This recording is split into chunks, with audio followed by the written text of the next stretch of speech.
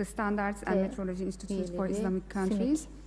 Dear participants, first of all, I would like to thank you very much for this great organization and allowing us to meet here and speak about halal. Gelip helalden konuşma imkanını sunduğunuz için teşekkürlerimi ifade ediyorum. Sayın Genel Sekreterin ifade ettiği gibi adım Nur Atmaca. Humboldt Üniversitesi'nde Berlin'de bir doktor adayıyım. I'm pursuing PhD research on the governance of halal standardization, including certification yönetişimi konusunda sertifika prosesleri ve bölgeler arası perspektif konusunda yapıyorum. Bu zirveye katılabildiğim için mutluyum.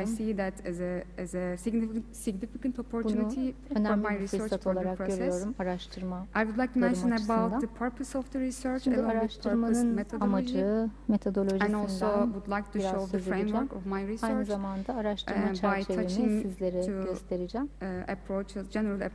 Burada iki genel yaklaşıma yönetişim konusunda değineceğim. Halal has been a very core and essential requirement of Islamic belief, which determines almost all restrictions and freedoms in everyday Muslim lives.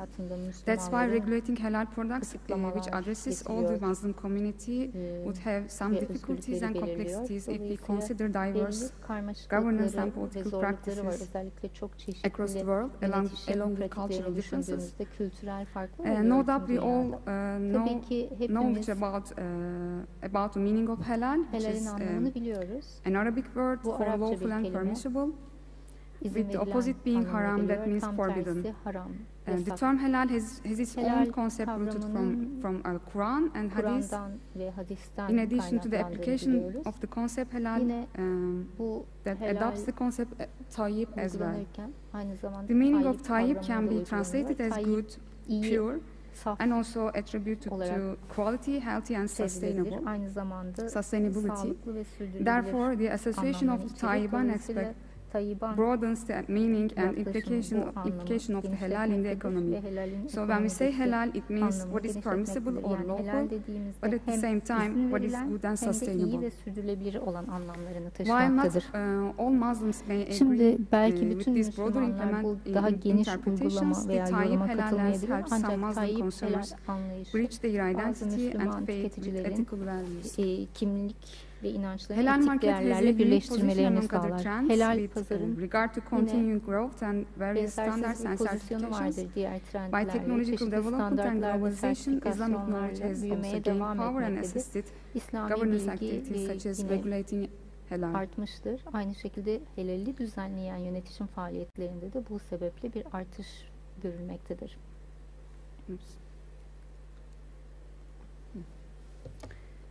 Standardization of halal is a combination of scientific and technical rationality and also Sharia law. Those are considered as a contradictions of each other according to Western paradigm, especially which is dominated international politics. However, halal regulations have been developed with this collaboration. Wide geographical presence of Muslim cultural hybridity and respect to the decentralization of Islam, therefore diversity in Islam in Muslim world frustrates the ideal of one quality standard. According to estimations, there are about 200 certifications bodies all over the world that issues halal certificates and logos in their countries based on their respective halal standards, which differ from one another.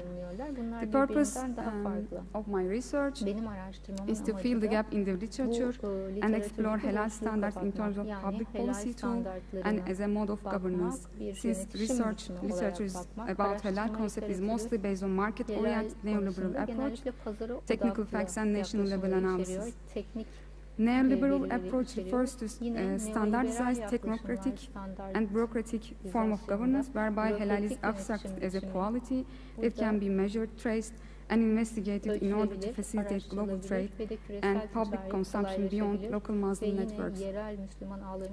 There is also a necessity to contribute more on halal research to discuss the challenges from different point of views by addressing to the rulemaking and governance of halal concept by referring modern Islamic thought and its reflections to halal knowledge. Helal bilgisiyle ilgili olarak bunun So what is actually standards and process of standards making in general terms? Standards are considered as public policy tools and also seen as a technical information because those side is mostly visible. That's why it's considered as in this way. However, it also based on political, economic, and social criteria. According to some academics, standards are public policy instruments and often highly technical in nature. They are actually the product of balance of power between different actors. The legitimacy of standards are based on their scientific and technical rationality, which helps to naturalize their political significance, reference to expert knowledge, along with the democratic rationality through their negotiated dimensions, referring to consensus. Standard setting process spanned over 3 decades, beginning from the late 1960s to the present, and based on consensus principle, approval by recognized institutions, and contribution to stakeholders. It offers a specific framework for solving conflicts, and it's also not binding but voluntary to be embraced and implemented. Uygulanması ve kucaklanması gönüllülük esasına dayanıyor. Standart oluşturmanın temel ilkeleri bunlar.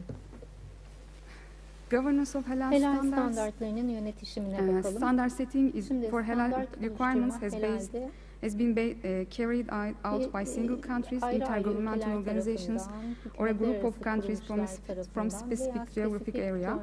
Consultation from both technical and religious experts has to be included to the process, and by becoming a global standard, halal has now extended beyond food products to water, sweets, cosmetics, and pharma, and so on.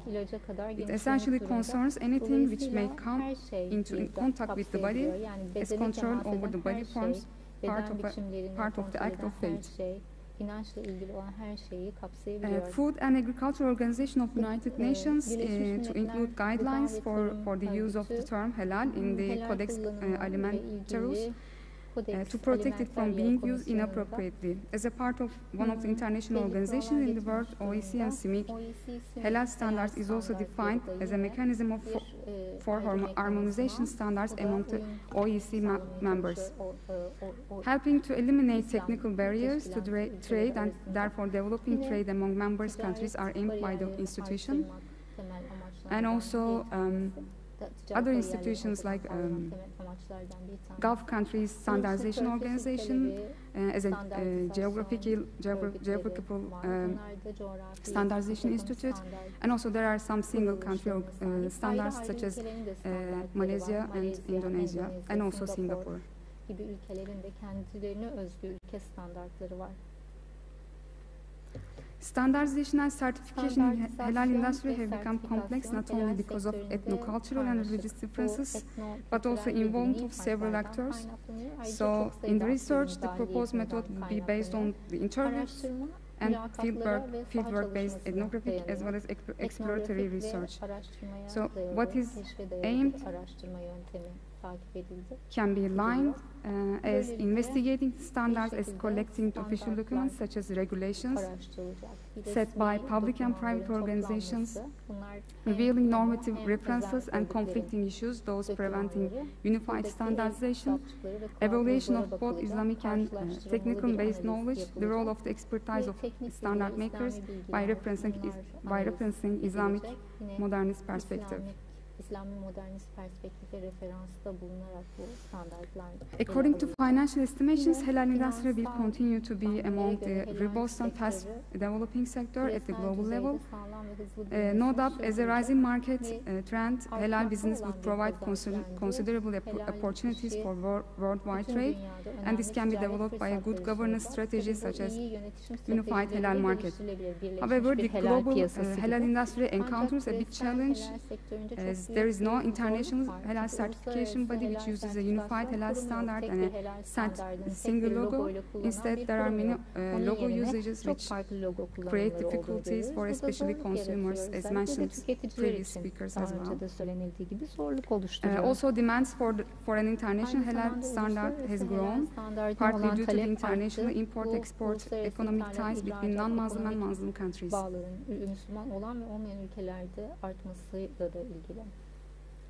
Apart from disagreements on technical details based on different Islamic schools, Islamic consumerism is fueling the idea of a transnational ummah, the competition of being leader in the market, and the desire to be halal hub is involved in a battle over halal certification.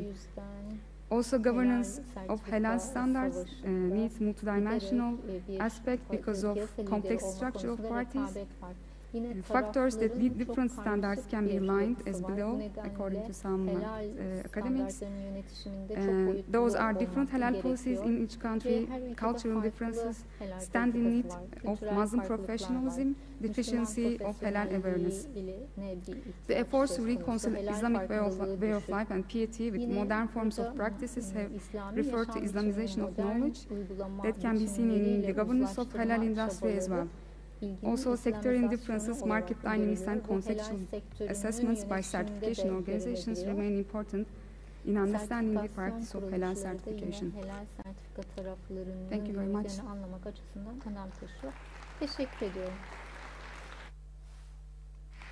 Thank you, Mrs. Nur Atmaca. Now, our last, not least, speaker, brother Mr. Yusuf Khan. Mufti Yusuf Abdulrazak Khan is the first halal trainer of Pakistan and auditor since 2006. He got his training from South Africa, Malaysia, Thailand, Pakistan, and Turkey. He is a senior member of as a Sharia expert at Mufti, Pakistan Halal Standardization Committee, PSQCA. He is also Vice Chairman of National Standards Committee for Halal of Pakistan also. He also presented more than 10 halal research papers nationally and internationally. Currently he is CEO at the Sanha Halal Associate Pakistan and head of Sharia Research Department, Sanha, Pakistan. He is also one of the important experts in CIMIC technical committees. Today he will talk about how accreditation helps certification bodies. Yes, Mufti. Jazakumullahu khair. Bismillahirrahmanirrahim. Alhamdulillahi Rabbil Alameen. Wa salatu wa salamu ala Sayyidil Anbiya'i wal Mursaleen. Nabiyyina Muhammad wa ala alihi wa ashabihi ajma'in. I'm really thankful to my all colleagues. Evet, bütün meslektaşlarıma hakikaten çok şükran borçluyum. Which was part of my accreditation. Benim sunumumla ilgili pek çok şeyi zaten paylaştılar. Ama tabii bu farklı bir perspektiftendi. Ben ise şimdi karşınızda CB owner. So I would like to share my journey with you because you just listened the whole theories. So I experienced with and I went through from the whole procedure. So I'm here to call my other colleagues, other certification bodies to please come forward and be part of the accreditation system. And here today I'm going to tell them how it will help them haline gelin. Bugün anlattıklarım da onlara bu konuda yardımcı olacaktır diye umuyorum.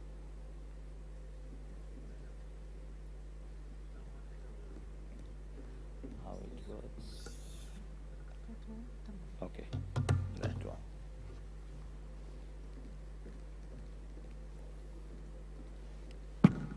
Maybe from this side.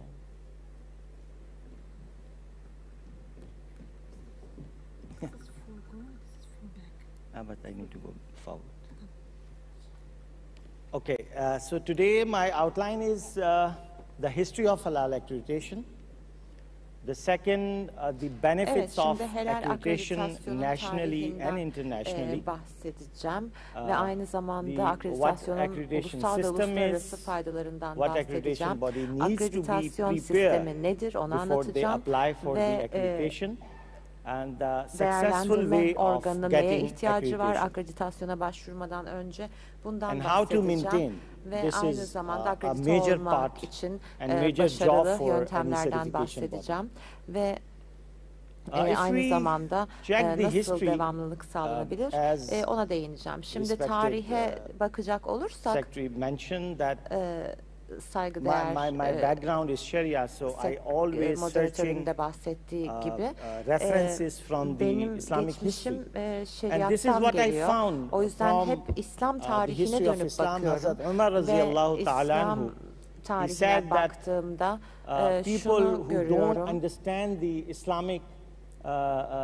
Injunction of trade must not to come to our market except those who understand. İslami boyutları So anlamayanlar the competency criteria, the accreditation gelmemeli concept or the certification Sadece concept bunu anlayanlar piyasamızda var that has history. What we can call is 14 years back we have told to develop some criteria for the competency, for the operations, to run your businesses in the light of Sharia. Ve şeriat ışığında işletmelerimizi If we are talking about the history of halal certification, şimdi helal sertifikasyonun due to tarihine migration of bakacak Muslims, olursak, especially to the West, Müslümanların batıya göç etmesiyle birlikte there is a need of halal. So for that reason, to fulfill that gap, they have started halal certification at all levels. From the many of them were they started from the family side, maybe some societies, and during this journey, and we are really thankful for them because they have started and makes us able to develop in the light of their experience over standards. Bu hareketler onların deneyimiyle but bizim that belli time, standartlar when they oluşturmamızı started halal sağladı. certification, Ve helal they were sertifikasyonları focused on the başladığında ilk halal başta guidelines, helal halal procedures kılavuz for rehberlere, the helal clients, prosedürlere not for themselves. odaklanmışlardı. Müşterileri Because için, that was the kendileri beginning. için değil. So the target Çünkü bu was henüz how to başlangıçtı. Yani hedef get aslında halal certificate and provide to your society. Helal sertifikasyon nasıl So, alınabilir, during topluma this nasıl journey, sunulabilir? Buna bakılıyordu. Bu they have yolculuk missed boyunca, one basic point, bir temel noktayı and gözden that was to kaçırdılar. develop İşte bu da internal systems aslında iç to run your sistemler organization oluşturmaktı. Yani properly. kurumlarınızı doğru bir So, şekilde yönetmek için iç sistemler oluşturmak. At the result, what we found that they were not responsible to şunu anyone, gördük, kimseye answerable to karşı anyone, sorumlu actually, answerable to değillerdi. anyone. Yani Because there was no kimseye one bir cevap who vermeleri can ask them gerekmiyordu. Çünkü as a third party, onlara as a üçüncü regulator, bir taraf how you are doing, olması, what you are doing, etc. And that impacts yani ortada because it's a onlara nature. ne yapıyorsunuz, nasıl If I'm not yapıyorsunuz answerable to diyecek anyone, bir taraf so yoktu. being a human being, there are chances Ve to miss out the fundamentals. Burada tabii bazı at the esaslar result, what happened? gözden kaçmış There was oldu. conflict İnsanız of çünkü interest. hepimiz. Ve ne oldu? Bir Even, çıkar çatışması ortaya çıktı. Inside the organization, Yani there was lack of interest from bile, even from the employees. Çalışanlar that bile impact on aslında the operations. ilgisiz davrandılar. And Bu da operasyonlar due to weak üzerinde bir etki they yarattı. lose Ve zayıf trust, operasyonlar sebebiyle of de the market aslında and trust of piyasanın the güvenini end user. kaybettiler ve son Who is the kullanıcının king güvenini of the whole kaybettiler. system, Ki the accreditation, bütün certification, sistemin all activities we are doing kralı just for tüketici. the Yani bütün bu akreditasyon, sake of sertifikasyon, consumer. bütün bunları aslında tüketici için yapıyoruz nihayetinde. And then what happened? Ve sonra Around ne oldu? 2010, Yaklaşık nearby. 2010 civarıydı. Alhamdulillah, the major Muslim states, Büyük they Müslüman understood ülkeler the value of halal, helalin and they değerini focused anladılar ve to develop, and they have decided to develop bunun halal üzerine standards helal for the products and geliştirmeye karar for the verdiler. certification and for the Ürünler accreditation için, as well. sertifikasyon için ve akreditasyon için. And CIMIC, yes, Ve CIMIC, evet, has played very CIMIC çok önemli major bir role rol oynadı. to develop standards bu alanda during this standartları 10-15 year time, and alhamdulillah, just 3 days back, Pakistan adopted 5 CIMIC standards as well. Pakistan'da 5 So CIMIC CIMIC is playing very positive yani role CIMIC çok for önemli the bir rol Muslim oynuyor and Müslüman at the result of için ve that journey, alhamdulillah, now right now more than 100 halal certification bodies are accredited around the globe from different accreditation bodies, but somehow it's mean they are now become more responsible. Ama and now we will daha see sorumlu hale gelmiş oldular. the benefits of accreditation actually. Akreditasyonun faydalarını görüyoruz. Actually, you know, if you become answerable, Aslında it will cevap make you responsible. verebilir hale geldiğinizde So that is daha the main sorumlu point. hale And geliyorsunuz. seriously, I'm standing in front of you Buradaki as asıl a önemli nokta da bu. honor Ve of ben one şu certification anda, body. And the hakikaten whole time, bir the accreditation system runs in my mind. sertifikasyon Because at the organının final sahibi day olarak of my karşınızdayım. Ve her accreditation zaman bu assessment, cevap I am the verebilirlik responsible olgusunu person düşünüyorum. Çünkü günün on behalf of my whole sonunda organization. bütün kurumum adına So sorumlu this is not olan only kişi text, benim. Bunun it's sorumluluğunu practically, yes. hissediyorum. Yani bu sadece I am actually kağıtta kalan enjoying that bir responsibility. metin değil, The second hakikaten thing, o sorumluluğu the hissediyorum. accreditation İkinci helps you, olarak as other akreditasyon my colleagues, they mentioned diğer the whole arkadaşlarımın detail da of the accreditation. bahsettikleri gibi So tüm it detaylarıyla guides you açıkladılar actually. So biliyorsunuz. then your organization Size bir system, kılavuzluk it will etmiş give you more oluyor. strength to your Yani organizational böylelikle system. sizin organizasyon yapınız daha da güçlenmiş And oluyor. as you also have heard that for Ve the decision you need at least tabii 3 people. biliyorsunuz One karar Sharia, için one en az 3 Islamic, kişiye and one from the gerek top var. management. Bir So şeriat it's mean your uzmanı, decisions bir yönetim will be more çalışan powerful bir decision kişi, than the bir de teknik taraftan bir kişi. 3 are better than one. 3 So, kişinin it also sonuçta helps kararı during bir your kişininkinden decisions. daha Your iyidir. team, O yüzden karar verme they will have aşamalarınız more için de competent faydalı oluyor. Aynı zamanda confidence on you because of the system. ekibiniz de size daha çok güvenecek. Just bu I'm sharing sistemden one thing ötürü. that Yani I bir şey openly tell my paylaşayım. whole team Mesela that ben çok açık bir whenever you şekilde see bütün I'm ekibime şunu crossing söylüyorum. my accreditation guidelines, Ben you all have akreditasyon rights to write to rehberlerimin, me an email kılavuzlarımın with the dışına clause of çıkarsam my bunu accreditation görürseniz scheme and tell me siz that bana boss you bir are crossing your e-posta lines. yazıp patron So burada this is çizgileri aşıyorsun actually deyin diyorum. the spirit of bu accreditation akreditasyonun as per ruhu my understanding. aslında benim anladığım bu şekilde. Once you have one system, Ve bir sisteminiz for example, olduğunda mesela I was sitting there. ben Maybe many people they don't orada know me. They did oturuyordum. not Pek çok recognize me. insan But beni right now I'm tanımıyordu. standing here. Ama şu an Even burada they don't know me. sahnedeyim. Yine But beni they would have tanımıyorlar. some level of trust Ama because bir of this şekilde place. bir güven So duyuyorlardır. actually, Sırf bu when you are sahnede olduğum accredited, için. İşte So it's akredite mean there was olduğunuzda third da party bu who oluyor. assist you, Yani bir visit you, üçüncü taraf evaluated you, size and then give you some yardımcı olmuş, logo, rehberlik name, etmiş, whatever. ziyaret It's mean etmiş, you are capable for something. onaylamış, sonra bir logo, So bir this isim, is, bir şey vermiş. another Yani benefit siz of artık this. bir şeyi yapabilir hale Your gelmişsiniz. acceptance will Böyle be bir saygınlık elde ediyorsunuz. much Ve possible than the without any accreditation body. akreditasyon organı olmadan And this kabul is edilebilirliğinize the kıyasla çok daha kabul cause edilebilir of bir yapı accreditation. haline Actually, geliyorsunuz. it's a Ve trust chain. aynı If you zamanda are bu bir güven accredited, for zinciri. example, Yani we are buying mesela some products from akredite the market oldunuz, that diyelim has bir one ürünler halal logo, alıyoruz and many piyasadan my colleagues ve they helal mentioned logoları var that there are so many üzerinde halal ve logos. pek çok We don't arkadaşım know da what bahsetti. system Çok they are farklı following. helal So logoları there var. are Hangi confusions. sisteme göre verildiklerini the same bilmiyoruz. Kafa confusion karışıklığı end oluyor user vesaire has. diye. So İşte if we see the aynı logo of any şekilde certification body, nihai and tüketicide then de böyle soru okay, that işaretleri will var. help him Şimdi to understand, okay, orada that product belirli is bir halal logo certified. I can gördüğünde consume it. tüketici evet but bu are ürün those helal people who sertifikalı provided that tüketebilirim logo diyor. to that Ama product, are they competent? acaba bu ürüne Right bu now, logoyu if this veren certification body is organlar not accredited, yetkin there is no organlar surety. mı?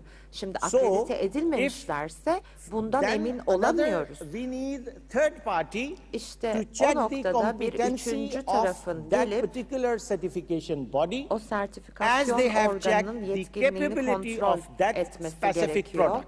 So it's a whole ürünün chain of actually trust. uygunluğunu değerlendirme kabiliyetleri var mıdır diye. İşte böyle bir güven zincirinden It's just a bahsediyoruz. summary of the whole accreditation system. Ve bütün akreditasyon What, sisteminin who, when, bir how özeti a bu. specific Ne, task can be done. kim, ne zaman, This is the crux nasıl of bir maybe 34 görevi pages accreditation system. yapabilir. İşte Yes, aslında it özeti has bu so many akreditasyon what, sisteminin. so there are many evet, çok categories of fazla what, ne many sorusu categories var, of pek who, çok kategori but var. Kim sorusuyla ilgili pek çok for example, kategori var ama özeti bu. He's talking about Mesela, the legalities. You must have, yasallıktan the CV must bahsediyoruz. be a legal entity with Ve, these certain further conditions. Buradaki yapı It will mutlaka guide you to tüzel develop bir halal yapı olmalı policies to run ve your aynı zamanda organizations. sizin kurumlarınızı yönetebilmeniz için The helal accreditation politikalar system oluşturmanıza will guide you how yardımcı to maintain oluyor. your internal Ve akreditasyon environment of sistemi your certification body sizin as sertifikasyon already mentioned regarding the organınızın Islamic values. That içindeki area actually atmosferi, covers under ortamı this line. korumanızı da sağlıyor. And it will guide you how many departments would you Ve need to run your organization. Kaç tane departmana Actually, with the help ihtiyacınız of accreditation, olacak we can learn. Otherwise, organizasyonunuzu if we are, yönetebilmeniz için bunu da thinking, akreditasyon with sayesinde our own, öğrenmiş so oluyorsunuz. maybe we could develop few departments, but Belki kendi kendimize we cannot düşünsek fulfill the birkaç whole departman requirements. So actually, oluşturacağız the ama tüm accreditation gereksinimleri guides you how to karşılayamayacağız. strengthen, Yani akreditasyon give size strength to your kılavuzluk da organization. ediyor. It Kurumunuzu guides you how to güçlendirmeniz select için qualified ve persons aynı zamanda for your kalifiye elemanları organization nasıl and how to seçeceğiniz train konusunda them da and size what are the yardımcı oluyor. needs, Onlara nasıl further eğitimler needs to vereceksiniz train ve your team members. başka ne gibi eğitim Okay, ihtiyaçlarınız so olacak it ekip also guide you çalışanlarınız için bu the konuda da complete size halal yol certification system gösteriyor from the ve aynı application zamanda bütün helal till the sertifikasyon granting sistemi certificate. ile So ilgili there are de many size yardımcı oluyor. procedures, Yani başvuru SOPs yapılmasından within sertifikasyonun this journey, verilmesine but kadar giden the yolculukta any çok accreditation SOP, system, standart it will işletim guide you prosedürü to how to var fulfill these ve requirements. işte And bu the control of gereksinimleri nasıl records, karşılayacağınız it's a konusunda da key point sizlere of yardımcı oluyor. Bir de any kayıtların documented kontrolü system, ki yani basically. tüm belgeli sistemler için It en will önemli guide noktalardan biri you de to how budur. to run Bir the yandan da how to perform internal audit. iç denetiminizi nasıl anfusakum qabla an yapacaksınız? tuhasabu. Bu Also konuda narrated by size Hazrat Umar yardımcı radiyallahu oluyor. ta'ala anhu. The internal yine audit concept is 1400 years old. konsepti Not today. aslında 1400 I'm not yıllık bir accepting konsept that bu. it is today's Bugünün innovation bir somehow. kavramı, No, it's yeni bir quite inovasyonmuş old. gibi It has old bir history. şey değil. Öyle olduğunu kabul edemem. The Çok eskiye MRM, dayanıyor. sit together, Ve discuss your weak areas MRM yani and, bir araya strong gelip areas. oturmak, And make zayıf policies alanlarınızı, for güçlü the next alanlarınızı year. tartışmak Actually, ve the bir sonraki accreditation sene system için guides you for politikalar the oluşturmak. whole İşte scheme akreditasyon of the sistemi accreditation. bütün bu konularda size Okay, so kılavuzluk what you etmiş need to oluyor. prepare before Peki, you apply, neler the first hazırlamalısınız thing başvuru you have to select your öncesinde? accreditation Şimdi body. öncelikle akreditasyon The organınızı best way you seçmelisiniz. can select any Bunu accreditation body is seçmenin supposed en to iyi be yolu workable around the globe. But aslında today, what I am talking, dünya you have to çevresinde select çalışabilir your olması, işleyebilir exporting olması. area Ama where şu your anda business is baktığımızda more aslında related. So first, ihracat alanınızı you have to seçmeniz think, önemli. Yani işiniz read daha out çok all the hangi accreditation bölgeyle bodies ilişkili, and then select ona any of göre it. akreditasyon The second thing, organınızı you onların would need arasından seçmelisiniz. specific training İkinci olarak for belirli bir yourself, because eğitimden before you geçmeniz applying gerekecek. any, for example, Çünkü if we are herhangi bir following başvuru CIMIC 2, yapmadan önce so I need to run, mesela learn first diyelim ki what eğer CIMIC 2 says. CIMIC 2 And ile with ilgili the başvuracaksam help of CIMIC that 2 ne training, diyor? Önce onu anlamalıyım. I Bu would be eğitimlerin able to sayesinde develop de my all documents. kendi Because if belgelerimi I don't have training, oluşturabilirim. Çünkü eğitimim and if I olmazsa hire eğer someone to ve develop the whole birini system işe for me, alırsam bütün and being a sistemi boss, benim I için will sit geliştirsin and I diye will sign the ben de documents, patron it olarak will oturup finish you. imzaları atacağım dersem bu sonum olur benim.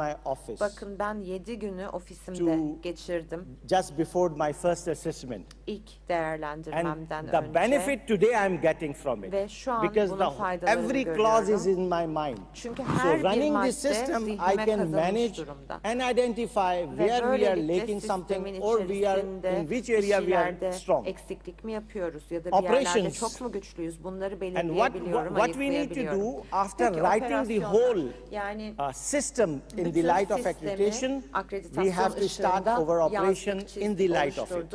Şimdi buna göre operasyonlarımızı başlatmamız gerekiyor. For the accreditation. Ama henüz başvurmadık bakın akreditasyona. Yani pratik yapıyoruz kendi organizasyonumuz içerisinde. And then Ve işte because bunun ardından for applying any accreditation system, they would need maybe one client, two client, or 5 client condition.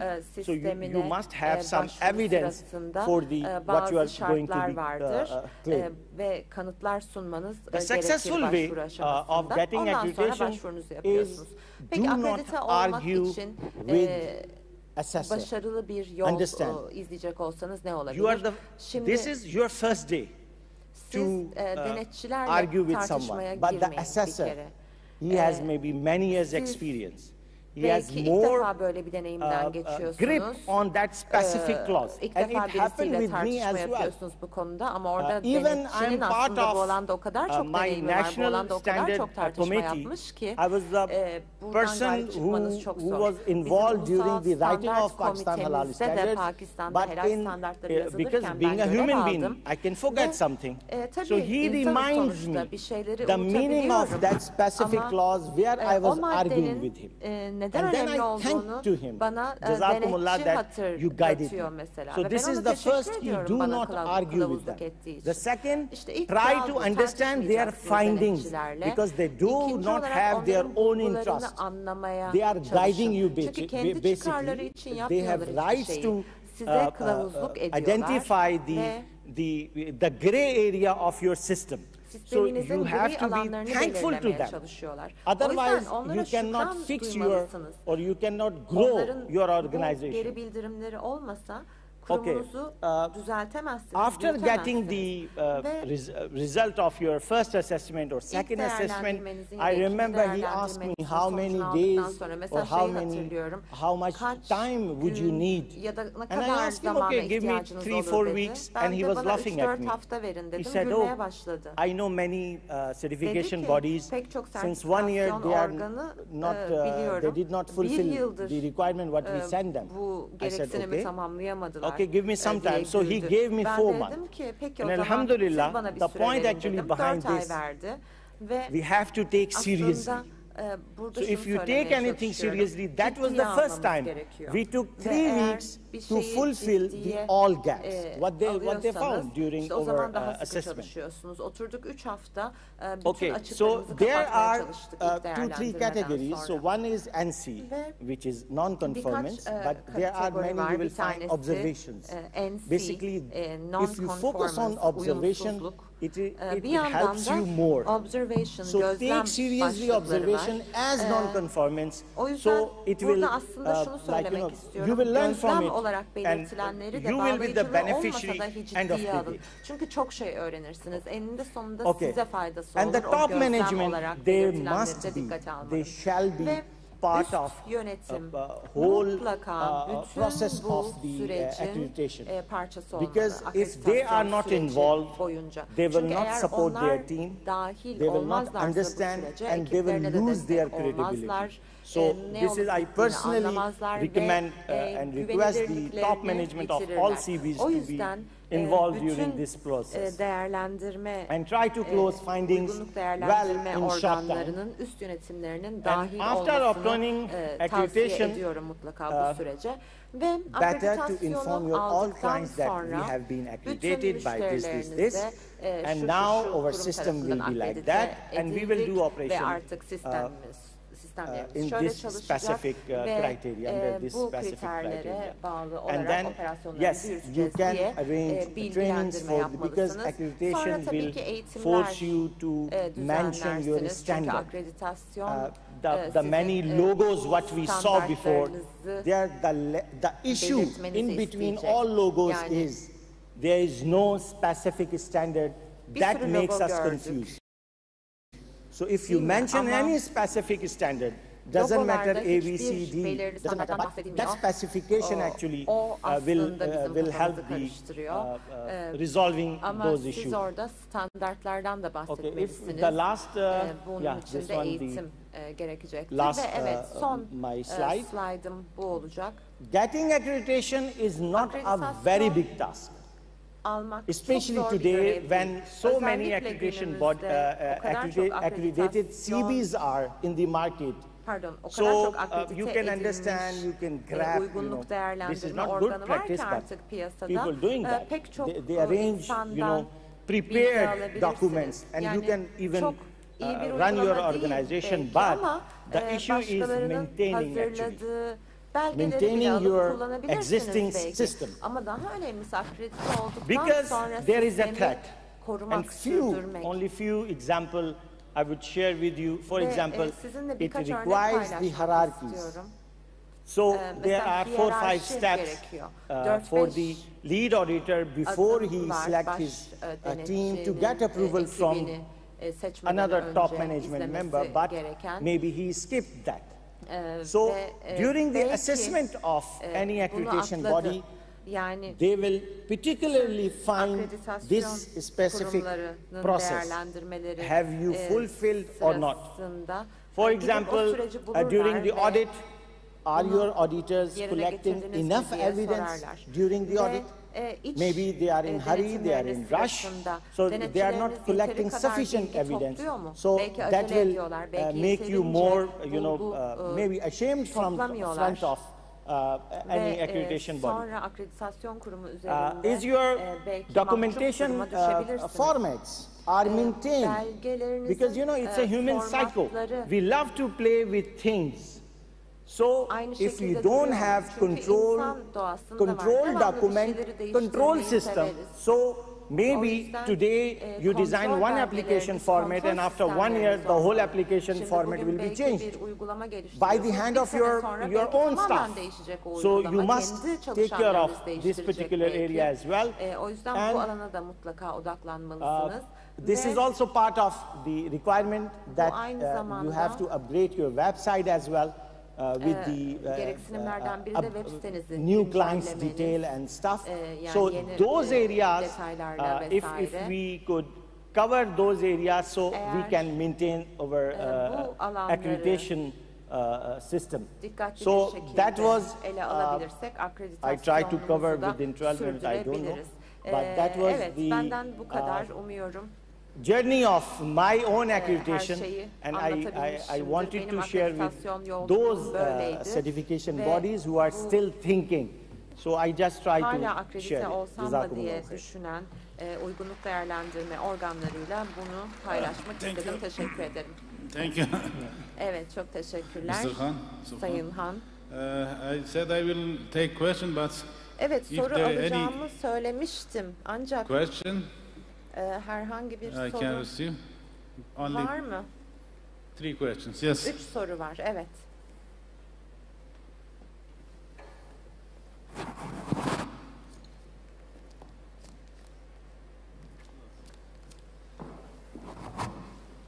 Just question, not more info.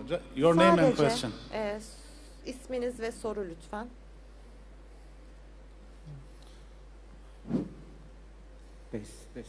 Bismillahirrahmanirrahim. Assalamualaikum warahmatullahi wabarakatuh. I'm Adison from Indonesia. Merhabalar, ben Endonezya'dan geliyorum. Endonezya'da yeni bir sertifikasyon sistemimiz var. Devlet ajansı tarafından BBGPH ismini verdiğimiz bir organ tarafından yapılıyor. Ve burada 3 altyapımız var. İdare, denetim faaliyetleri var. Benim sorum şu.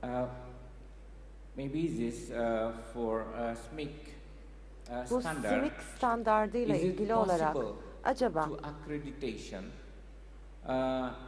if the institution different akreditasyon yine de mümkün olur mu? Eğer kurumun denetim faaliyetleri farklı bir yapı, farklı bir kuruluştan, idaresi farklı bir kuruluştan yapılıyorsa akreditasyon mümkün olur mu yine de? Onu sormak istiyorum. Bir sonraki sorum da şu. Helal'de biz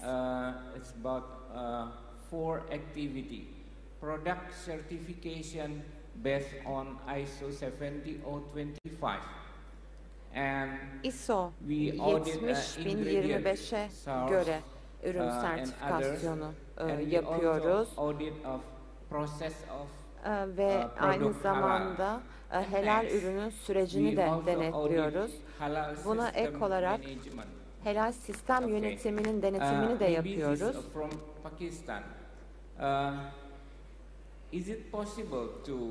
Şimdi acaba combination accreditation between ISO 70025 ISO 70025 ile ISO 9001 System Management and Product Certification sistem yönetim ve ürün sertifikasyonu alanlarında kombine bir akreditasyon mümkün olur mu? Sizin ülkenizde ne şekilde işliyor? Onu merak ediyorum.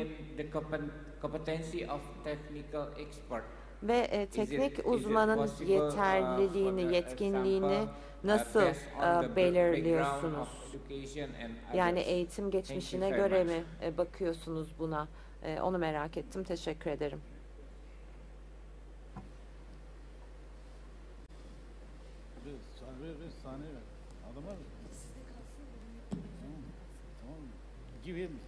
Give mic with you.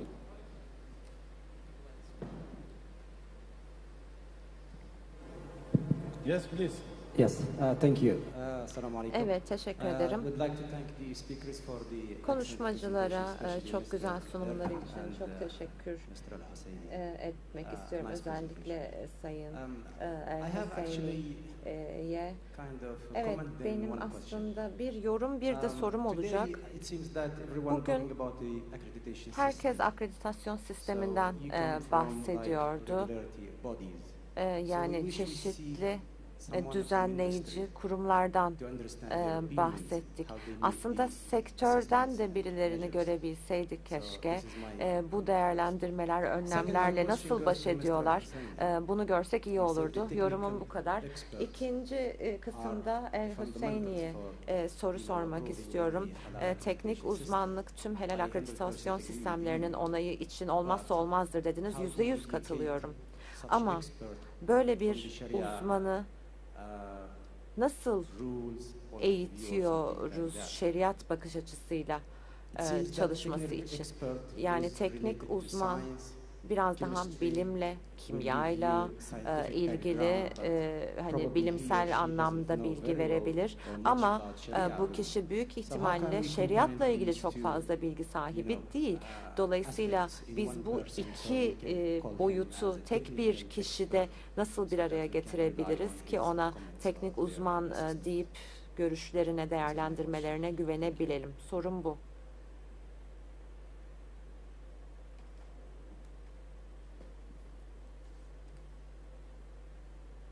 Assalamu alaikum. My name is Chef Amir Khan. Merhaba, ben Şef Amir Khan. By profession, I'm a chef and working in a different country all over the world. Mesleğim This is the first time mutfak, yani şefim ben. Dünyanın her yerinde çalışıyorum ve ilk defa bu ülkeye geliyorum. Neler olduğunu da görmeyi çok merak ediyordum ve açıkçası hepinizin sunumları çok güzeldi. Ben şu anda Norveç'te yaşıyorum. Aslında Pakistanlıyım. Sorum şu, çok net aslında. Sektörden kişilere ihtiyacımız var. Yani Norveç'te mesela helal ürün bulamıyorum ben yaşadığım yerde. Şehir merkezinde yaşamıyorum çünkü. Ama bulabilsem bile çok pahalı oluyor ve Çok da emin olamıyoruz helal mi değil mi? This is a big, gap, especially that we should have to work on it. The Scandinavian countries, especially they are a lot Muslims, especially Arabic, Turkish, Pakistanis, even the Indians, Muslims are living there. So I think we need to come up with something, and my question is very clear, that we know about the HACCP, we know about the standards and everything which we are going through on every daily life, CCP, calibration and all that. But my question is again, please come up something that we have to come up and make a one standard. So now I need to urge people, those sitting as experts from the government side on a private organization, that please explain me, even to people who are coming here, what are your strategy will be to those people who are living really far away from the countries like where there are population. Thank you very much. Teşekkür ederim. Some questions, just informative question, but you have to know the standard, everything is clear in our word. What standards, what certification bodies, what is accreditation. Efendim konuşmacının sesi şu anda gelmiyor kabine. Another authorities, some countries give their authorized national bodies for all issues in halal. Konuşmacının mikrofonu kapalı olduğu için çeviri yapılamamaktadır. But they can do it. They're free. To a country, you have to be like this. We need to advise to them, be more professional, establish national standard bodies, have accreditation bodies, have not only one accreditation bodies, have certification bodies. More than 1, 2, 3, 4, 5. The country authorizes a single bodies for a country is make some problems in the future. It will be monopoly. Monopolism is not good for our certification sector, but for the technical questions, for training, for other issues, who want to answer? And also the last question, we have single standards, but some countries still insist their own national approach. For us, this is the nationalism. We have international standards. We advise all OIC members first, and then the others use only OIC CIMIC standards. But as for the question, who wants? I think someone is to Dr. Arif, some to you, and the Turkish accreditation body can answer. Yes? Shortly, because we have another session. Regarding the combination of halal and ISO different standards, that was your question. Actually, the reality is, if you want to establish any management system, so you would need the fundamentals, which is Sharia. But how to maintain, implement, you already have 4 or 5 different samples, good practices of from the history of humankind. So you can collect all the activities as per your requirement. For example, you need good auditors. So how to become good auditor, you can learn from 9001. So it will guide you that. And if you need some food safety area, you can learn from 22,000. It's okay. Because my target is to make competency, to make myself able to successfully certified any products. So how many fields that specific product required to be fulfilled, I will do that. So the all accreditation system, CIMIC 2 or Pakistan Halal accreditation system, all have the same basis. The Sharia and few ISO selected clauses, so they combine all and make kind of a scheme for the halal accreditation. So it's actually workable. Aslında gayet çalışılabilir, işleyebilir bir sistem. Teşekkür ederim. From here regarding the technical expert and halal expert, I think there are 2 parts of your question.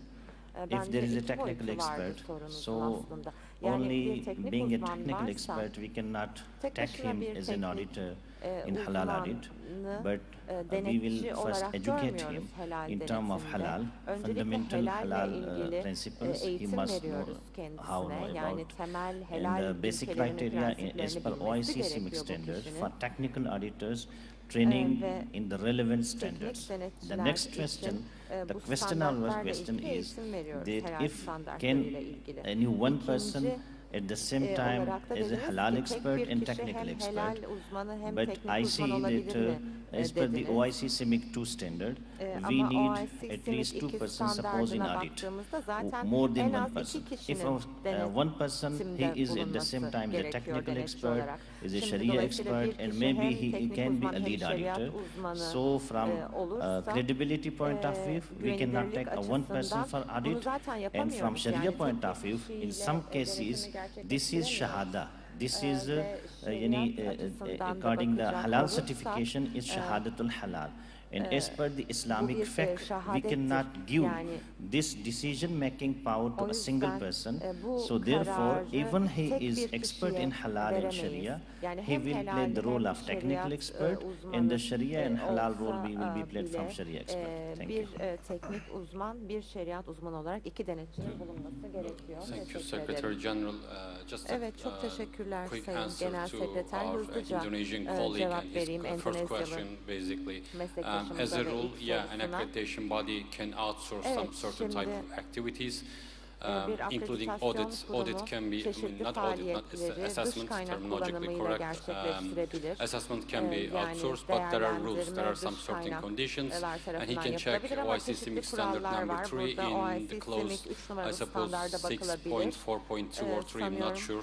It says an accreditation body cannot outsource its activities to another accreditation body who is not resident in OIC member countries, and at the same time, this accreditation body has to fully comply with the rules and principles of the standard as well. So these are basically the conditions, but the answer is yes, basically it is possible.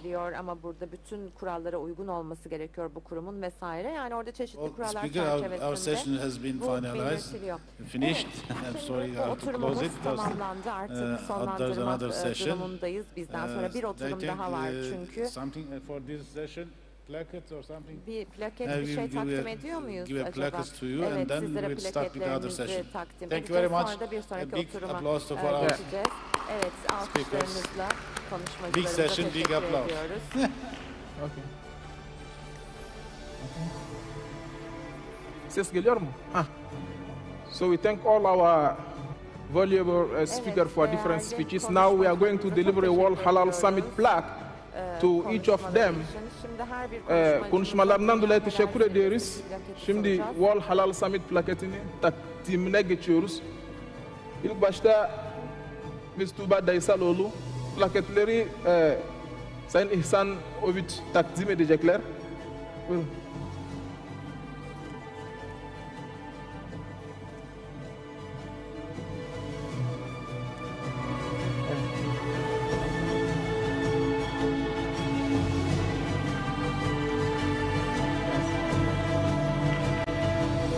Thank you, good.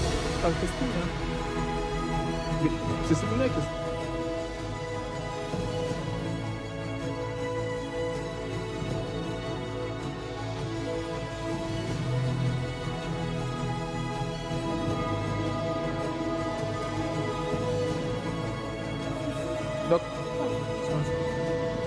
Doktor Mete Çevik, çok teşekkür ediyoruz.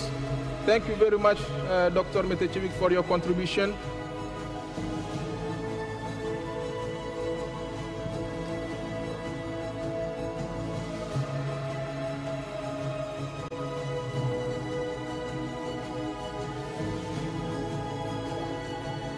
Mr. Farouk Azimov, thank you very much for your kind contribution to our summit. Welcome.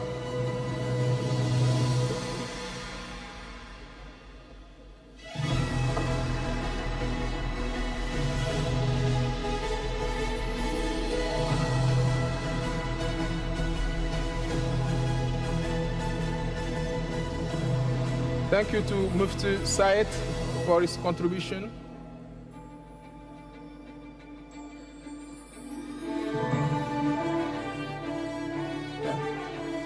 Mr. Erdem Bash Demirji, thank you very much for your kind contribution.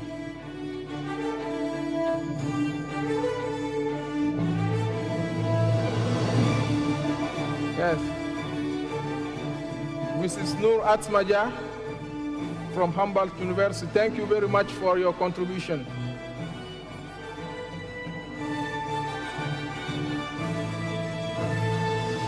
Yes, and finally, we have Mufti. Thank you very much for your contribution. Mufti Yusuf Khan, thank you.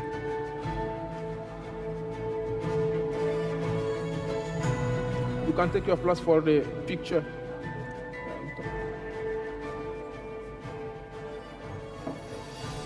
Yes.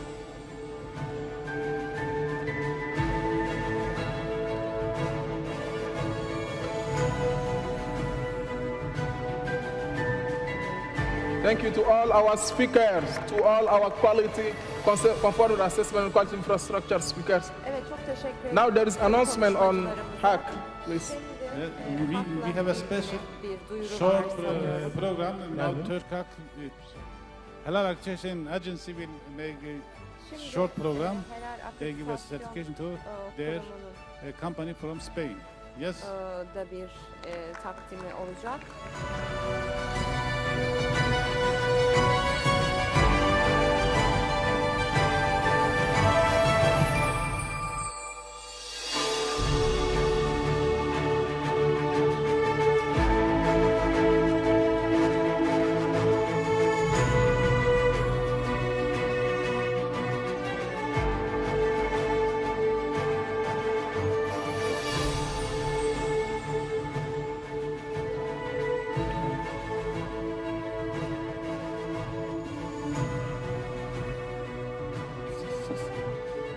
Just to inform our audience, HFQ is a certification by the resident in Spain, and they get accredited through successful assessments from Turkish Halal Accreditation Agency. So congratulations. Kurumu tarafından tebrik ediyoruz.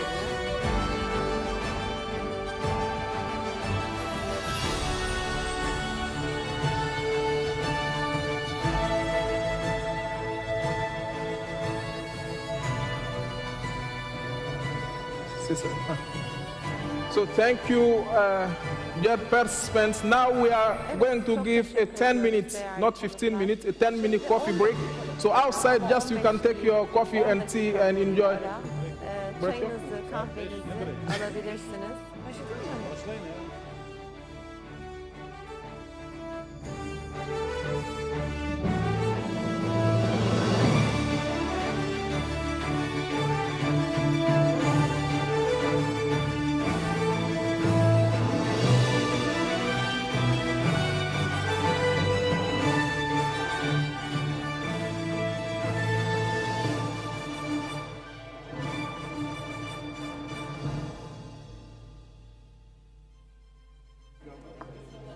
Okay, dear participants, unfortunately we don't have time for break. We are now starting with, yes, we are going to start our session 2.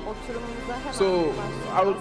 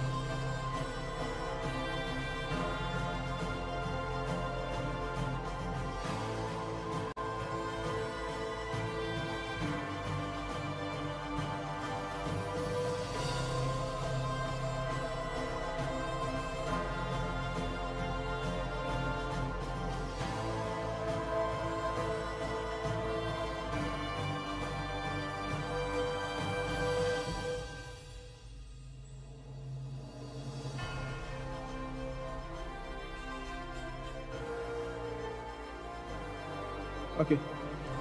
So distinguished participants, we are going to start a session 2, the future of halal tourism in light of new normals.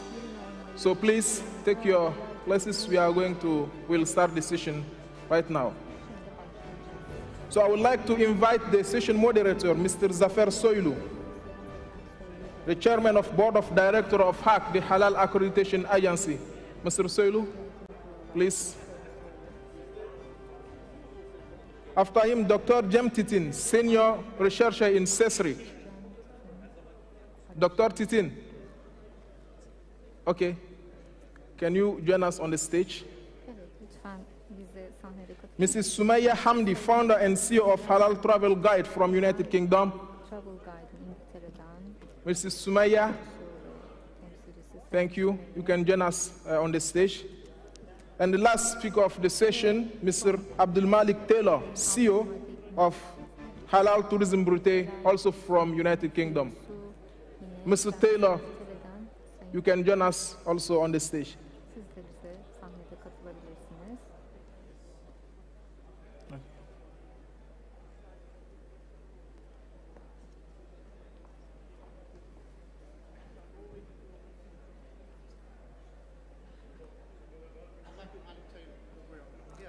You are here? What? Where's the system? Mic. If we can have a walking mic, that's what's up.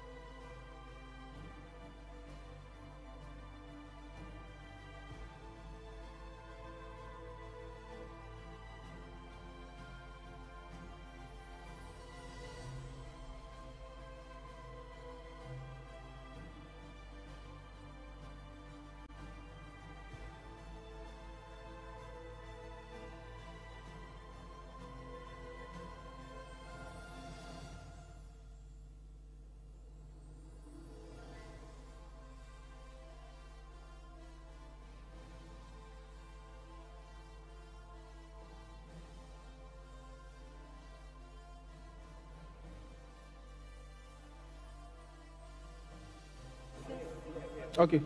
So our session will start soon.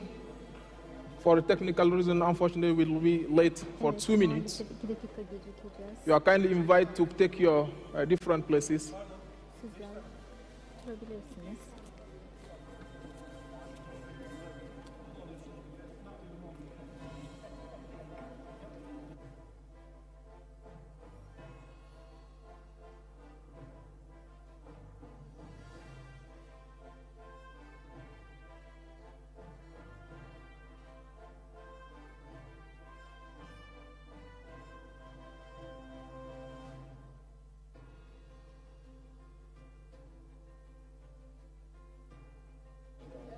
So as a reminder, the following speaker I kindly invite to join us on the stage. Şimdi. Dr. Jem Tenten, the senior researcher in CESRIC. Ms. Sumaya Hamdi, founder and CEO of Halal Travel Guide from United Kingdom.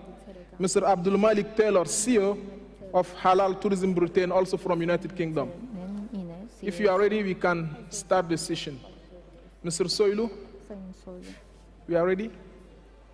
Okay.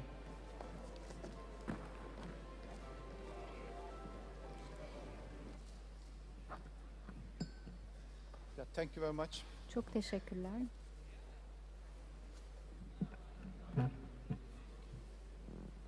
Thank you. Teşekkürler. We are here to talk about the halal tourism activities. Halal turizm faaliyetlerini konuşmak için buradayız. First of all, everyone is very well aware of the potential of the halal market. Halal piyasasının potansiyelinin çok farkında. Everyone is very well aware of the potential of the halal market, and we are talking about the $1 trillion market size. And one of the main parts of this enormous halal market is halal tourism or Muslim-friendly tourism. According to Islamic Economic Report published last year, Muslim-friendly travel expenditures was $194 billion in 2019. And it's estimated that this figure will be about $208 billion in 2004. 2004'e gelindiğinde even if these impressive figures, COVID-19 pandemic affected deeply tourism industry, as you know. Today we would like to talk about most of the feature of the halal tourism under the light of new normals. Under the pandemic conditions, fortunately, I would like to emphasize an important development in the field of halal tourism. CIMIC, elhamdülillah, published an important standard. CIMIC standard number 9, requirements for halal tourism, namely. I believe that this standard will give great momentum for Muslim-friendly tourism industry. In that context, I would like to give the floor to the first speaker. İlk konuşmacımıza vermek istiyorum. Tamam. Teşekkür ederim. The first speaker, Mr. Dr. Jem Tenten, is a trained economist with master's degree in economics with distinction from Lund University in Sweden and PhD degree in economics from University of Brussels in Belgium.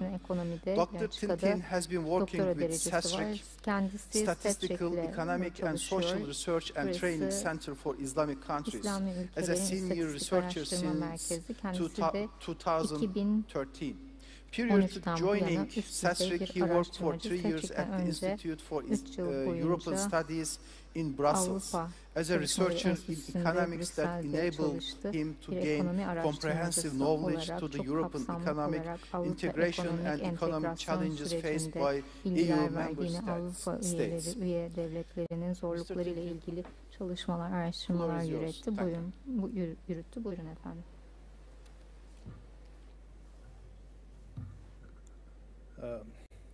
Bismillahirrahmanirrahim. Esselamu Aleyküm ve Rahmetullahi ve Berekatuhu.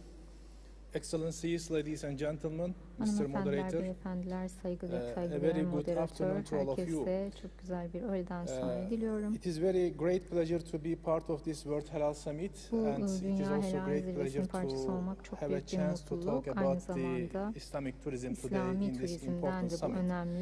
Since I have limited time in this session, I don't want to go into details or statistical figures of my presentation. Rather, I would like to give you a broad overview about the findings of my paper, and of course, I will share some of the main messages bazı temel mesajları da sizlerle and I paylaşacağım hope that we will ve have a ümit lively ediyorum discussion ki in this canlı panel bir tartışmada with the olabilir bu contributions of the panelde. esteemed Yine panelists. saygıdeğer panelistlerin So de in this katkılarıyla. paper, Şimdi bu çalışmada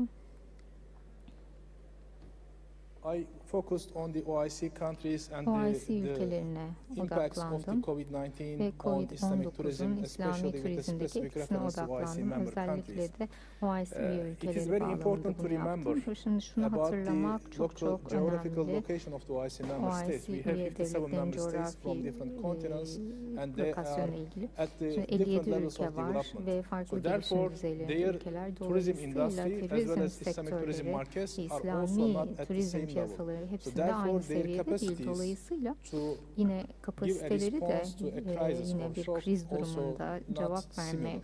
kapasiteleri de Therefore, benzer it is değil. Dolayısıyla just I'm trying to burada set the stage for the bu discussion. tartışmanın The bağlamını objective of the oluşturmaya paper çalışıyorum. is Bu threefold. The çalışmanın first 3 objective amacı is var. to Birinci assess the amaç impact of the COVID-19 on the COVID-19'un etkisini tourism industry. değerlendirmek Then turizm I try sektöründe. to Aynı discuss zamanda especially özellikle about the implications of the pandemic on the Islamic pandeminin tourism İslami markets turizm and try to pazarlarındaki identify a etkisine number bakmak of ve yine bir emerging dizi trends, how the gelişmekte olan pandemic trendi will tespit shape the etmek, Islamic tourism market bu nasıl prospects. İslami turizm In this piyasasını regard, it is şekillendirecek very buna important bakmak. to remember that Yine burada şunu the hatırlamak World Health çok önemli. Organization Dünya declared Sağlık the Örgütü bir açıklamada bulundu. pandemic on 11th of March 11 Mart 2020, 2020'de and pandemiyi ilan this etti resulted in a high level of travel restrictions across the world. Ve dünyada And this birçok seyahat initiated kısıtlaması a wave geldi. of curfews, travel restrictions, Ve and also seyahat some number kısıtlamaları, of trafik measures in order kısıtlamaları, to onun contain dışında the bir takım spread of the önlemler virus. getirildi ve bu So as a şekilde result, virüsün the worldwide tourist yayılması arrivals in önlendi 2020 ve sonuç declined olarak by about turistlerin 23%. gelişi And according to 2020'de the United %73 Nations World Tourism oranında Organization, azaldı. it Yine is the Birleşmiş worst Milletler Dünya crisis Turizm since World War Örgütü'ne II göre in the 2. tourism Dünya industry. Savaşı'ndan bu yana turizm So in sektöründeki this en regard, büyük kriz it is yaşandı. important to see a couple of figures such as the Yine impact of the COVID-19 pandemic on international tourist arrivals in the OIC countries. So instead of hosting about 278 million tourists, OIC countries could only host about 71 million 71 tourists milyon kadar in turiste ev sahipliği 2020. yaptı And 2020 of course, yılında. the Tabii OIC countries also couldn't generate some bu significant ülkeler income çok büyük from bir the gelir tourists, and üretemediler as a result, turistlerden. according to sonuç some olarak da estimations, they have bazı tahminlere göre they have earned around 28 billion yaklaşık USD dollars 28 instead of milyar Amerikan doları kazanıldı. 34 billion USD dollars. According to 334 some milyar initial liraya. statistics Şimdi reported bazı by the member states of the OIC istatistiklere bakalım. countries, in some countries, Bazı decline in ülkelerde tourist arrivals turist exceeded gelişindeki 80%, like in the case azalma, of Malaysia, as you see in the figure Malezya'da on the gördüğünüz left hand gibi side. çok On the right hand düştü. side also we see a Sağ number of OIC tarafta countries yine which bazı reported declines ülkeleri which görüyoruz. exceeded Bunlar da 75% in düşüş terms of yaşadı %75 oranında. tourism receipts, like Brunei and Brunei Azerbaijan. ve Azerbaycan gibi. So the COVID-19 pandemic also hit COVID-19 intra-OIC tourism pandemisi, activities. And among the OIC member İslam ülkeleri countries, one of the içerisindeki turizmi major de vurdu. tourism Yine segment is en Islamic önemli or turizm halal tourism. segmentlerinden bir So tanesi therefore, İslami ya da helal according to turizmi. our estimations, Dolayısıyla bizim the tahminlerimize pandemic göre hit the pandemi Islamic tourism İslami activities turizm negatively, faaliyetlerini and olumsuz it bir is biçimde also worst vurdu ve crisis de in the en sector, kötü kriz since oldu the beginning of sektörde this bu specific segment of the spesifik turizm market. segmenti As a result başından of these bu yana. declines, Yine both bu in terms of düşüşlerin international sonucunda hem tourist arrivals uluslararası and turist also gelişleri international tourism hem de receipts, the uluslararası contribution of the international açısından tourism in the uluslararası economies of the turizmin OIC ekonomiye countries katkısı regressed. İslam For instance, ülkelerinde geriye about gitti. Mesela 8.6 yaklaşık million 8.6 jobs were milyon lost kadar iş in the kaybı tourism oldu. industry of the Turizm OIC countries alanında in İslam 2020, Teşkilatı and the ülkelerinde total contribution ve de of toplam tourism to the katkı GDP of the OIC countries gayri regressed safi from yurt içi about hasılada 8.1% to 4.3% %4.3'e düşüş due to the gösterdi. COVID Yine pandemic. Covid'den dolayı bunlar yaşandı. So now we would like to say a few words about the Şimdi Islamic tourism and the COVID-19. İslam As you see turizmi ve in this picture, COVID-19'la ilgili there are different birkaç şey sectors in söylemek Islamic istiyorum. markets, Şimdi İslami and the piyasalarda biggest decline in the başka sektörler var. halal Bir de sectors halal sektörlerindeki en büyük was recorded düşüşler in the Islamic tourism market, which İslami declined turizm about alanındaydı 70%. yaklaşık. However, if you look at other %70'lik markets bir like Islamic düşüş var. finance, Ama mesela halal food, or İslami Islamic finans, lifestyle helal gıda, markets, İslami yaşam stili the piyasalarına level baktığımız of zaman decline bu was düşüş significantly oranı lower than the daha the düşük impact oldu. of the pandemic on Islamic Pandeminin tourism. İslami turizme etkisine Of kıyasla. course, the Tabii pandemic ki also affected the projections or the pandemi growth prospects of the projeksiyonları halal ve de markets, yine de including the Islamic büyüme tourism. According to one estimation, beklentilerini de the growth düşürdü. Bir projections tahmine göre almost büyüme halved over projeksiyonları the period 2018 to 2014. 2018-2014 So instead of growing dönemine with a geri döndü. pace Yani of bir şekilde 6.2%, the OIC %6.2'lik büyüme countries yerine İslam halal markets could Teşkilat only grow Örgütü around 3.1% ülkelerinde sadece over the upcoming %3.1'lik years bir due to the büyüme pandemic. olabildi pandemiden dolayı.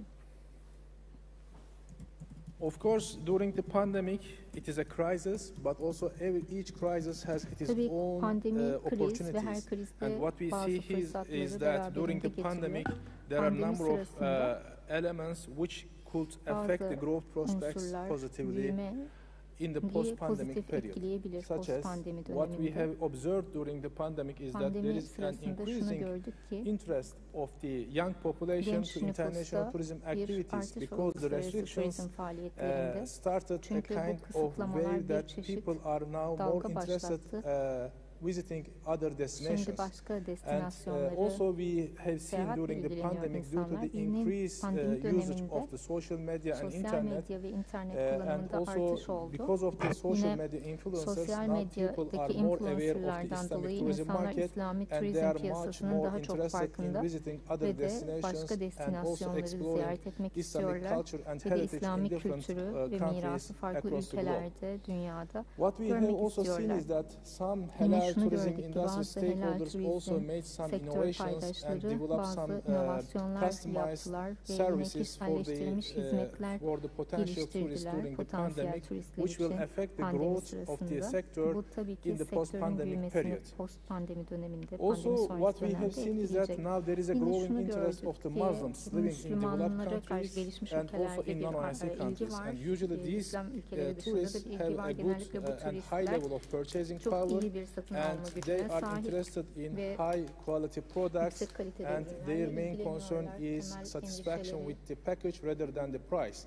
So therefore, it is also a very good opportunity for the halal tourism market stakeholders in the post-pandemic period that they can get a good share from this niche market, especially by targeting Muslims living in Europe or North America.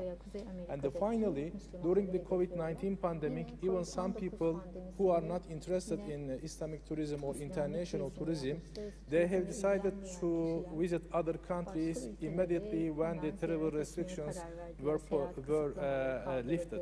So therefore, the COVID-19 pandemic, some people also couldn't make some big purchases, they couldn't spend a lot of time, so now there is an accumulated savings in their bank accounts and deposits. So immediately when the vaccination rollout has been started, and also with the lift of the removal of the travel restrictions by the international associations of travel agents, it is most likely that we will see a fast-paced growth in the post-pandemic period in the Islamic tourism market. And my last slide is about the way forward. Just I want to highlight once again that the COVID-19 pandemic is the worst crisis in the tourism industry since World War II. So I'm not talking just about the conventional tourism market, but also it is the worst crisis in the Islamic tourism sector as well. So it is a new situation for many tourism stakeholders in Islamic tourism markets, and therefore they need some type of public intervention and support from the government through some measures such as in terms of tax breaks, subsidies, etc. And also we have to remember that the pandemic can be a force for good to transform the tourism sector, because during the pandemic a lot of countries have implemented a number of programs to invest in their human capitals and also to train their staff, especially to get an understanding about the basics of the Islamic tourism, like in Spain, like in United Kingdom. So even now some non-OIC countries are very much interested in this segment of the tourism industry, and the way forward is, in my personal view and according to many international organizations, is very bright. So finally, there are many things can be done at the level of the countries and at the level of the OIC, especially through intra-OIC cooperation, such as addressing the issues of standardization and certification. And since the beginning of this program, we heard about such as the importance of harmonization of the standards and addressing the issues and challenges regarding the certification and accreditation. So therefore it is very important to highlight these areas of concern still are remaining independent from the pandemic. With this, I would like to thank you for your kind attention, and if there is any question after the panel, I would be happy to respond. Thank you, Mr. Moderator, for giving me this chance. Thank you. Assalamu alaikum.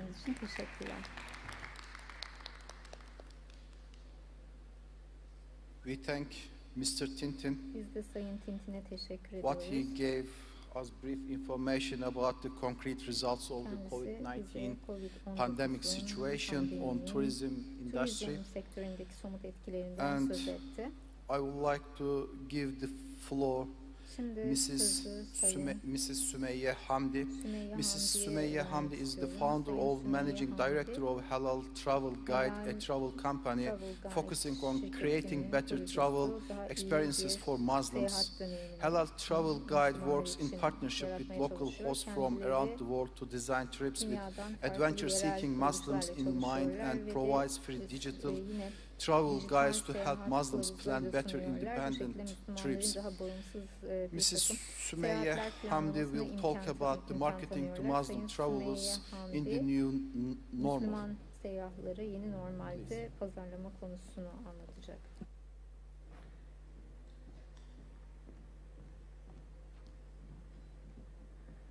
Thank you very much, Mr. Soylu, and assalamu alaikum to everybody here today. And of course, I must extend my thanks to everybody at CIMIC, Discover Events, and a special thank you to our dear sister Dilek, who works really hard along with the team to make this event possible. Now, if you can't hear me, just put your hand up and let me know, because I tend to move away from the microphone. But today, I am going to be speaking to you about marketing to Muslim travelers. If I can figure out how to use this thing. No? How do I go back?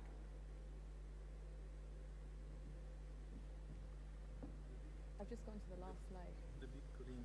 Of course it is. Okay. Come on. So. Okay. All right. So, before I get into my presentation, I'd like to begin with a story about one of my favorite places in the world, and I'm sure many of you will recognize this place. Of course, this is Mostar, and in the center of this image is Stari Mosque. And there's a story behind this bridge, which is about Mimar Khairuddin, the architect who built this bridge more than 500 years ago. And the story goes that he was commissioned by Sultan Süleyman the Magnificent, who told him, Hayruddin, I want you to build me a bridge in this important strategic part of the Ottoman Empire. And so you can imagine Mimar Hayruddin, he's really very nervous. He's been given a huge responsibility by the Sultan. And on the day that this bridge is going to be unveiled and the scaffolding is going to be removed, the supports are going to come off, Mimar Hayruddin is nervous. The Sultan is coming with his entourage. He's coming to see the ceremony of the bridge being unveiled. And the architect gets so nervous that he begins to prepare his funeral shroud because he's so convinced that the bridge will collapse into the water, and that will be the end of not just his career, but, you know. Anyway, the support comes off and the bridge stays standing, and actually it stays standing for the whole day. The next day, the bridge is still standing, and actually the day after that, it's still there, it's still standing. And this bridge continues to stand for more than 400 years, and actually the only reason it falls down in the end is because it was bombed down, not because of any structural problem. But this bridge was made to last. And Mimar Hayruddin, much like his teacher, which I'm sure many of you will know, Mimar Sinan, who has left many of his legacies here in Istanbul today, whether it's the Süleymaniye or Mehmet Sokolo Pasha Jami or Mihramah Sultan Jami, the works of Sinan and his students were built to last because he had a vision of building something that would serve people for generations to come, that would be of value and be of use to people, not just today, but for many years to come. So my question for you today is, what is our vision for halal tourism? Because surely halal tourism provides us with a better way to travel. It provides us with an opportunity to do travel and tourism better. And just like my colleague Mr. Tintin said, we are at a turning point now that provides us with a huge opportunity to share this vision. But we need to create a vision that consumers will buy into. We need to share a story, a narrative that consumers can buy into and say, yes, this is a better way to travel. Now, before I come into this section, there is a company called Nespresso. I'm sure many of you know about it. It's a very famous coffee company. But they tell their story in such a way that consumers buy into the idea of what it means to be an espresso coffee drinker.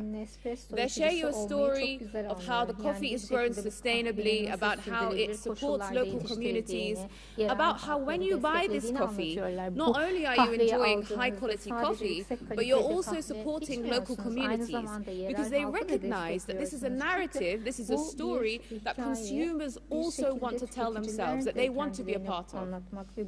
Now, when it comes to tourism, we know that we're at a turning point. We know that the pandemic has changed the way that we travel. We know that we have to begin reconfiguring the way that we do tourism. It's no longer possible to rely on targets like 100 million tourists a year because destinations like Venice, Hawaii, parts of Spain, where they receive millions of tourists, have realized it's not sustainable to continue this way. The locals recognize we don't want to have huge crowds of tourists in our places anymore. And actually, travelers also don't want to be stuck in crowds jostling with people just to try and get a space to see touristic sites. People are recognizing that the way that we've done tourism over the last few decades cannot continue. And when we look also at the climate crisis, in the UK we've just wrapped up COP26, where climate really is becoming such a huge topic, and it must, because we're again at a turning point where if we are to continue in a way that is sustainable, we must incorporate climate strategies in tourism. But bringing it back to the consumer and what the consumer needs to see in here, these are all concerns that consumers have. They are becoming increasingly educated. They're increasingly knowledgeable about these issues. And now they want to know, when I buy a product and when I buy a service, I want to also feel like I'm doing good. I want to also feel like I'm buying into a vision that helps me feel like I'm making an impact. So for halal tourism, really, we need to go back to our niyyah, because halal tourism provides the opportunity to make tourism better. And if we look more broadly at the higher objective, if we look at the maqasid of the Sharia, halal tourism provides us with the opportunity, really, if we give the definition of the maqasid of the Sharia, the fulfillment of goodness and righteousness and the warding off or getting rid of corruption and destruction, which essentially in tourism means providing a better way to travel. And I think that's something that all of us can agree on, that we want to see, we want to experience, we want to be part of. Now, in broad terms, this means things like something that benefits the local economy, benefits the local community, helps protect the environment, and also, by extension, gives the traveler a higher value experience. Now, this is all quite abstract, but in reality, it's quite simple in ways that we can implement it. And I'll give you an example. At Halal Travel Guide, when we take people on trips, the first thing that we do is we set up partnerships with locals who know their destination well, with local travel experts, with local tour guides, with local businesses, because we know that the locals are the ones that know their destination the best, and we know that by doing so, firstly, you're benefiting the local economy because you're ensuring that when you bring travelers, they are spending their money and it goes into the pockets of locals, which then circulates in the local economy much longer. But you're also building bridges between the locals and the travelers, and you're creating a powerful bond and a powerful relationship that also gives the traveler a higher value experience. So this is something that benefits the traveler and it benefits the community and the environment. And this is something that we can easily apply on a practical day-to-day basis. For example, organizing a cookery session with a local Bosnian expert who can source organically, locally produced goods and give travelers that unique cultural experience that they don't otherwise have access to. But this is the vision, and now I'd like to take you down another route, which is how is this vision being perceived? What do Muslims see? Are they seeing this story? Are they seeing that halal tourism provides a better way to travel? So we recently concluded a survey in which we surveyed nearly 300 Muslims from different parts of the world, and we asked them several questions, and I'll show you only a few of them today. But one of the first questions that we asked was, do you think OIC countries are doing enough to support halal tourism? And now I should say, this is not about whether OIC countries are doing enough to support halal tourism, because we know that there are countries and companies that are doing their bit to support halal tourism. But this is about the perception as to whether Muslims are seeing that, whether they are receiving that message. And we found that the majority of Muslims said they don't believe that OIC countries are doing enough to support halal tourism. So they are not receiving that message, they are not hearing that story, they're not seeing that vision. We then asked, okay, can you name an OIC country perhaps that, you know, is involved in halal tourism? And you can see nearly 80% of them couldn't name even one country that stands out to them as a leader in halal tourism. So the message is not being received. Meanwhile, we know that the halal travel market is becoming increasingly competitive. If we look at South Korea, every year in South Korea for 2 months, you can explore Korea and explore Halal Restaurant Week. It's called Halal Restaurant Week, but it lasts 2 months. And the tourism board organizes coupons, discounts, and encourages Muslims and says, come and visit Korea during this time. You'll be able to enjoy local, authentic Korean food. You'll be able to benefit from discounts. Come and visit us. You're welcome here. We are willing to accommodate you. We want you to come. You're valued here. Likewise, in Hong Kong, you can see Hong Kong Tourism Board actually has a microsite dedicated to Muslim travelers.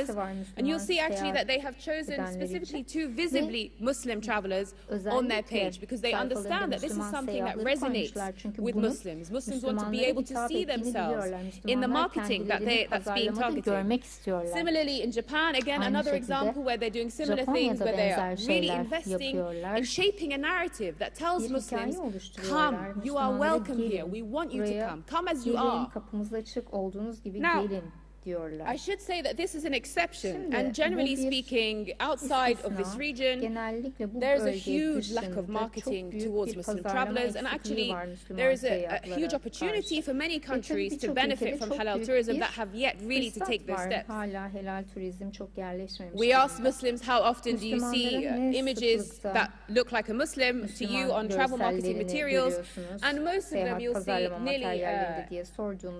nearly 90% of them said we either rarely or never see someone who looks like us, someone who looks like me on travel marketing. So then we ask them, okay, does this impact the choices that you make? So does seeing a visibly Muslim person on a country's travel branding impact whether you choose to visit a destination? And we found that 78% of Muslims said they are more likely to visit a destination if they see branding materials that speaks to them, that tells them, hey, come as you are, you're welcome here. Similar to what I've just showed you. Now, when it comes to OIC, you may be thinking, well, OIC is different because we are Muslim-majority countries, it's well known that we have halal food, we have these services available, Muslims are welcome here, and actually, generally speaking, when we speak to tourism boards, especially OIC tourism boards, this is genuinely what has been said to us. You know, people know that we're a Muslim country, they know that there's halal here. What is the need even to invest in this in halal tourism? So then we asked, does seeing a visibly Muslim person on an OIC country's travel branding make you more or less likely to visit? And we found that 70%, nearly 71% said they are more likely to visit. That's only a 7% difference compared with the previous slide when I showed you a non-OIC country, which tells you that OIC or not, Muslim travelers want to see stories where they feel that they are featured, where they feel that they are welcome to come, and they're not seeing it, and they're not seeing it from OIC countries. And this is the perception that we found through the survey. The problem is because of this lack of storytelling, this lack of vision, we're missing opportunities. In 2018, some of you may remember, I came here and I talked about the opportunity that the very popular series Dirilish Ertuğrul presented in halal tourism as a means of storytelling, as a means of shaping a brand and shaping a destination. Of course, you know that Sugut, which is the capital, the early capital of the Ottoman Empire, is not on any tourist map. It wasn't known by travelers, and actually it wasn't planned to become a tourist destination. Turist haritalarında olan bir yer değil, bir turistik destinasyon olması da planlanmamıştı. Ama bu hikayeden insanlar o kadar etkilendiler ki Diriliş Ertuğrul'dan artık insanlar gidip bu ziyaretleri yapıp bu bağı kurmak istediler. Ve 2019'da TRT World'dan bir makalenin ekran görüntüsünü görüyorsunuz. Ve burada ziyaret eden kişilerin sayısında çok ciddi bir artış olmuş ve o dönem sadece 3 tane otel varmış, yeterli otel de yokmuş. Yani insanlar günübirlik gelmeye başlamışlar. Bunun da çok bir faydası olmamış tabii. Yani bir fırsat kaçmış aslında burada ve bu ne yazık ki devam edecek bir sorun olarak kalacak.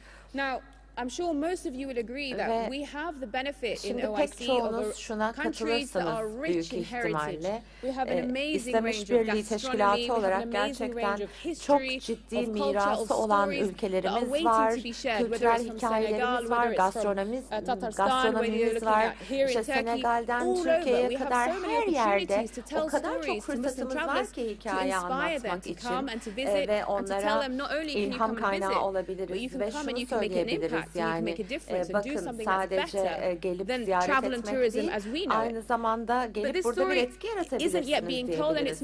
Ancak bu hikaye henüz anlatılmıyor ve kimse de duymuyor dolayısıyla. Ama şunu söyleyeyim, Halal Travel Guide'la birlikte misafirlerimizi gezdirdiğimde çok güzel yerlere gidiyoruz. İşte dağlara gidiyoruz, rafting yapıyoruz, at binmeye gidiyoruz. Yani böyle ölmeden önce yapılacak pek çok deneyimi gerçekleştiriyoruz. En sonunda soruyorum, en çok hangisini sevdiniz diyorum, hangi deneyimi sevdiniz diyorum. Hep şunu söylüyorlar, buradaki yerel toplulukla bağ kurabilmeyi sevdik, bir köprü kurdunuz, bunu yapmamızı sağladınız, bu çok keyifliydi, o işte yerel boşnak kadınla oturabilmek, İngilizce bilmese dahi orada Bosna yemeklerini yemek çok keyifliydi ve biliyoruz ki paramızı harcarken bir etki yaratıyoruz, oradaki yerel topluma bir katkı sağlıyoruz. Bu bizim için çok daha değerli bir deneyim diyorlar. Bu çok daha güzel bir seyahat etme şekli, inanın bana. Evet, çok teşekkür ediyorum. Umarım çok fazla vaktinizi almamışımdır. Evet, yaptıklarımız böyle. Çok teşekkürler. We thank Mrs. Sümeyye Hamdi. Evet, Sayın Sümeyye Hamdi'ye çok teşekkür ediyoruz. what she gave valuable information about bize çok değerli bilgiler verdi turizm fırsatları ile ilgili ve şimdi sözü Sayın Abdülmalik Taylor'a bırakmak istiyorum.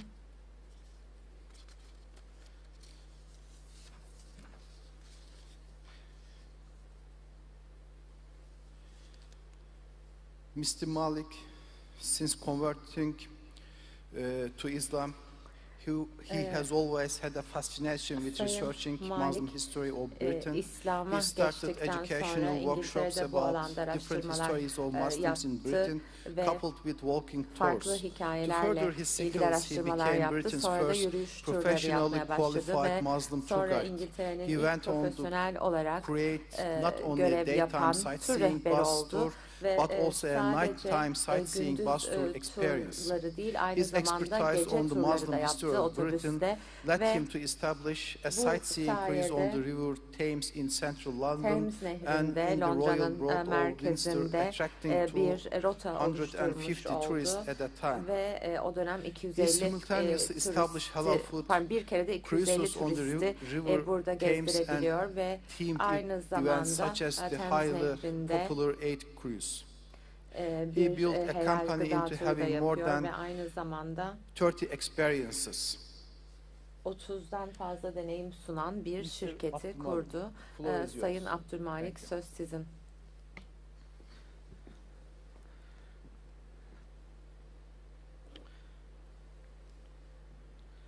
Assalamu alaikum everyone. Herkese merhaba. I know I have the last spot for the whole day, but please bear with me. I'm the type of person who actually likes to walk around and speak, so I won't be using the podium. I do apologize, especially to the camera people. But my name is Abdülmalik Taylor, and I am a convert to Islam, hence the reason why I have my surname is Taylor. Question I do always get asked, how come I have an English surname and an Islamic first name? The reason is I converted to the Islamic faith more than 20 years ago. But, as mentioned in the introduction, I am Britain's first professionally qualified Muslim tour guide and have embraced, have inspired, other Muslims to actually become tour guides as well.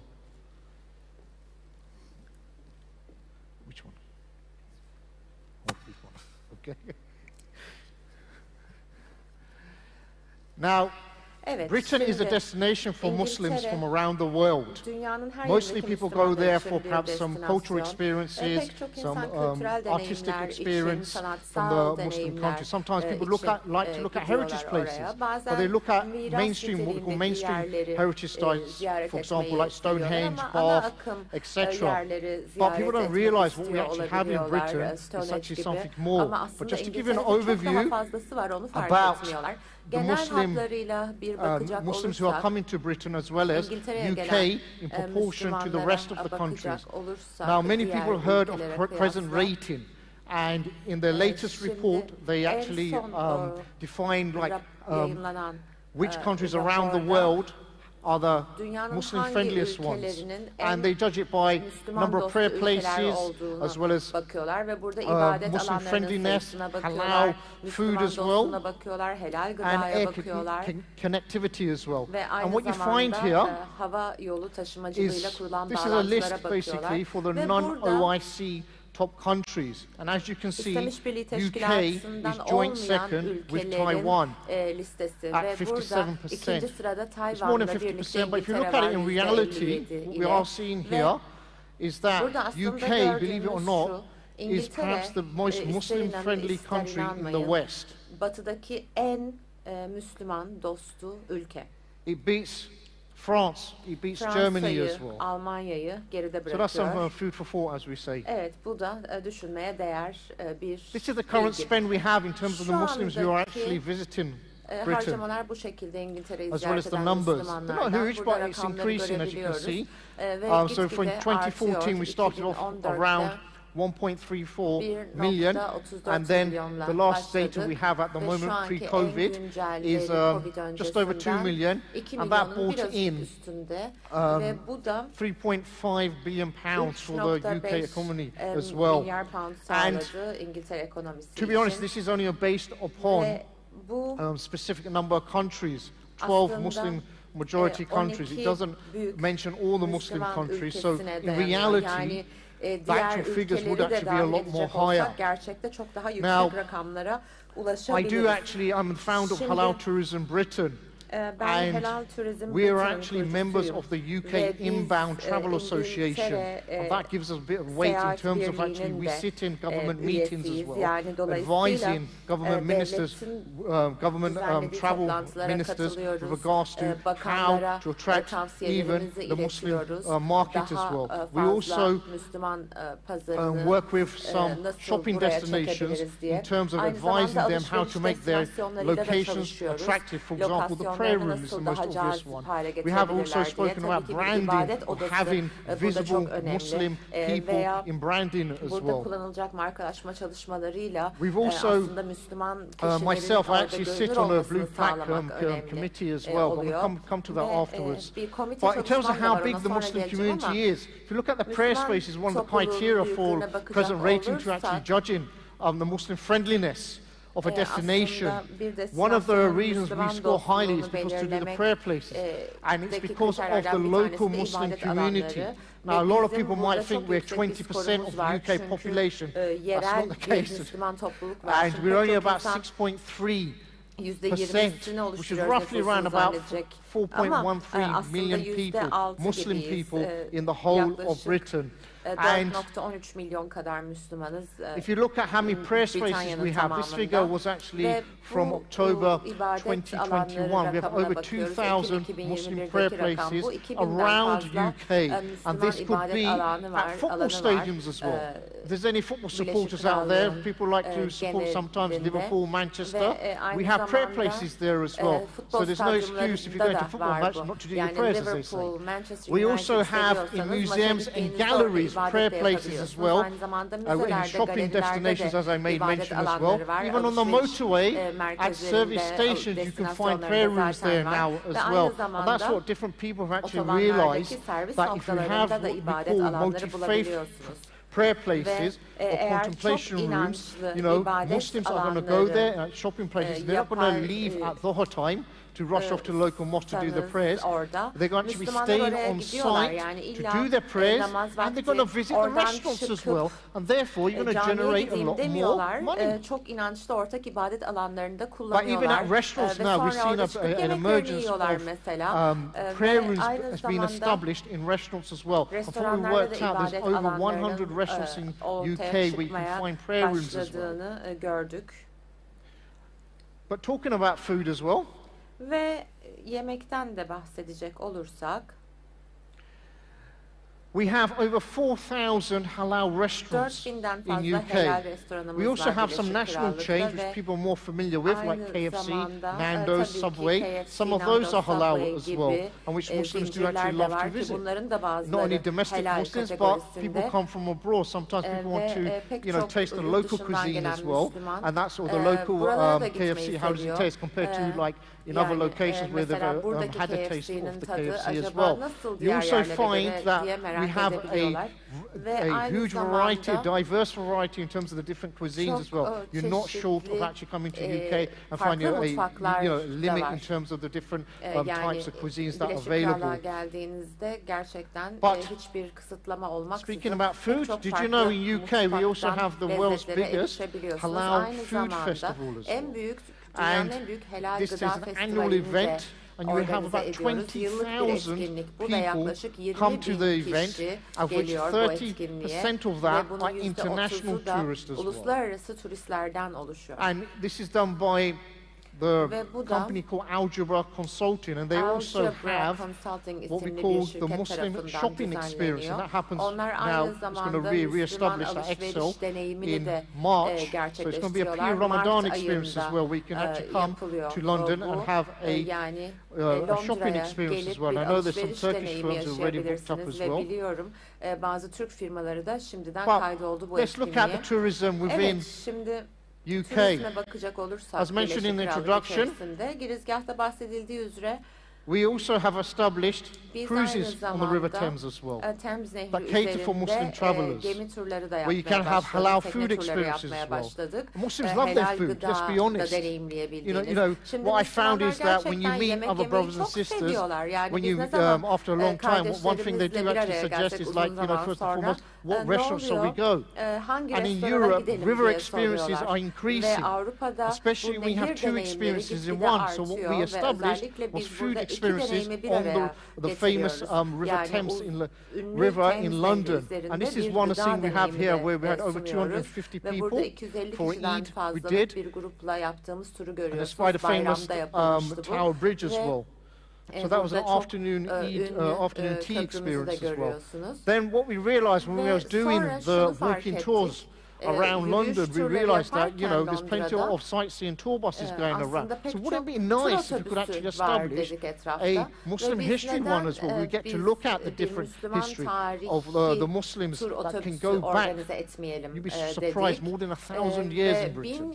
And what that early Muslim connection is, I'm going to be speaking about as well. But we've got this sightseeing tour bus and a daytime one. We also have a nighttime one as well, which people love themselves, especially what we've actually found is, like post-COVID, in terms of the number of bookings, it's gone up like by 30%. Perhaps of the domestic market, yes, but they wanted to do things. They wanted to be empowered in terms of learning about their identity, learning about their heritage in a non-Muslim country, in Britain. And this is what people found in terms of their experiences. It was something they enjoyed. They wanted to actually book more experiences as well. And what we find from international tourists who are coming to London, when they learn and discover about the Muslim heritage in Britain, you know what they say?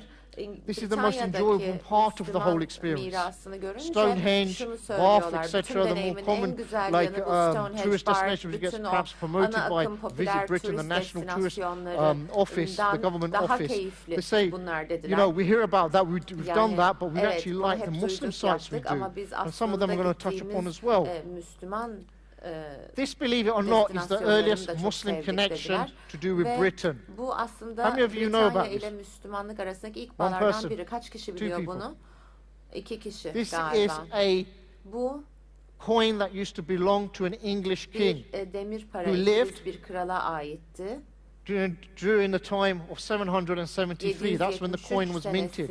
What's the most obvious thing you notice? It's got Arabic writing on it. It's almost the Shahada on it. Can you imagine an English king having a gold coin that's an imitation of a dinar? And, you know, if you ask the Muslims, why would an English king actually have a gold coin that looks like a dinar? Muslims will say, oh, he must have been a secret Muslim. Not quite. That's because you've got to remember at the time of the era at that time, Muslims used to rule the Mediterranean Sea. And for the currency of the trade, it wasn't like the dollar is today, but back then it used to be the dinar. So that's why he actually inscribed a gold coin and had this coin produced, because he was trading with the Muslims around the Mediterranean. So imagine that, 773, that's only 141 years after the death of Prophet Muhammad sallallahu alaihi wasallam. This is the earliest connection we have to Britain from the Muslims. And that's quite shocking. You find it in the British Museum. If there's any Malaysians here, it's not in the Al-Bukhari Foundation, Malaysian-funded Islamic gallery. It's actually kept in the coin gallery in the British Museum. So it's a whole story in itself. I'm not going to go into that, the reason why, etc. Look at this building. On first impression, you probably think it might be in India, it might be in Malaysia. Some people have actually suggested Turkey. But this is in UK. Started to be built in the late 1700s. 700'lerin sonlarında inşaatına başlanmış ve buna ismi Royal Pavilion, bir krala ait Brighton tarafında, güneyinde İngiltere'nin bir liman kentinde. Ve şu mimariye bakın, ne kadar muhteşem, muazzam bir mimari. Kaçımız bunu gördük ya da İngiltere'ye gittiğimizde burayı ziyaret ederiz. Pek çok kişi gitmiyor buralara ama aslında burası önemli bir bina ve burası bir sergi merkezi ve eskiden kraliyetin rezidansı olan bir bina. Yine böyle bir binamız var. Hindistan'dan esinlenilmiş İslami bir mimari var ve bu ilk mescit olarak inşa edilmiş bina burası. Bundan önce mescide benzeyen binalar var ama oralarda ibadet yapılmıyordu. Bu birisi tarafından called Dr. Gottlieb Leitner. Dr. Gottlieb Leitner tarafından inşa edilmiş. Nerede peki acaba eğitimini görmüş dersiniz? İstanbul'da eğitim görmüş. That's him there. İşte burada kendisini görüyorsunuz. Aslında Musevi olarak doğmuştu. Christian parents who actually converted from Hristiyan ailesi tarafından büyütüldü. Then eventually, long story short, he opened up England's first purpose-built mosque in 1889 in the tranquil surroundings of a town called Woking, 30 miles away from London. He knew many languages. He knew Ottoman Turkish as well. He knew Arabic. He knew a lot of Indian languages as well, and a lot of European languages. But this is a site over here that people would have never heard about. It's a grade 1 listed building. That means it comes within a small percentage of the top-rated buildings in UK. It's the only mosque in UK that has a grade 1 status. That's how important this building is. Modern-day mosque, Europe's first eco-mosque in Cambridge. It's got over 700 reviews in a short time, just over a year and a half. And that's within that COVID period as well. We have this where we have coachloads of people going to visit this first eco-mosque as well, which is also funded by private as well as public funding from Turkey. And who was does anyone take guess who opened it up? Official opening was by? Kim yaptı açılışı, resmi açılışı tahmin eden var mı? President Erdogan as well. He opened this up. So that's a modern one, but we also have plaques as well. Tarafından plaques are them there to commemorate bir yandan da bu tip historical plaketlerimiz var ve bunlar da aslında tarihi alanları anmak için yapılmış plaketler ve to give the site a plaque. They most willingly did. And from this, I actually became a member of buraya bir plaket verildi benim talebim üzerine. İlk bilinen bayram and that was something that was quite unique in itself, and it's that people actually visit this site as well in London to take obviously the selfies and then discover the journey as well. There's many journeys and many stories in UK in terms of Muslim heritage that Muslims themselves like to go to and discover. We have Dost Muhammad Ali as well. Another plaque, and he was a black Muslim who was born in Alexandria in Egypt. Yine bir başka plaket Mısır'da doğmuş. He was also a founder of a acting company as well. The first black newspaper he established as well.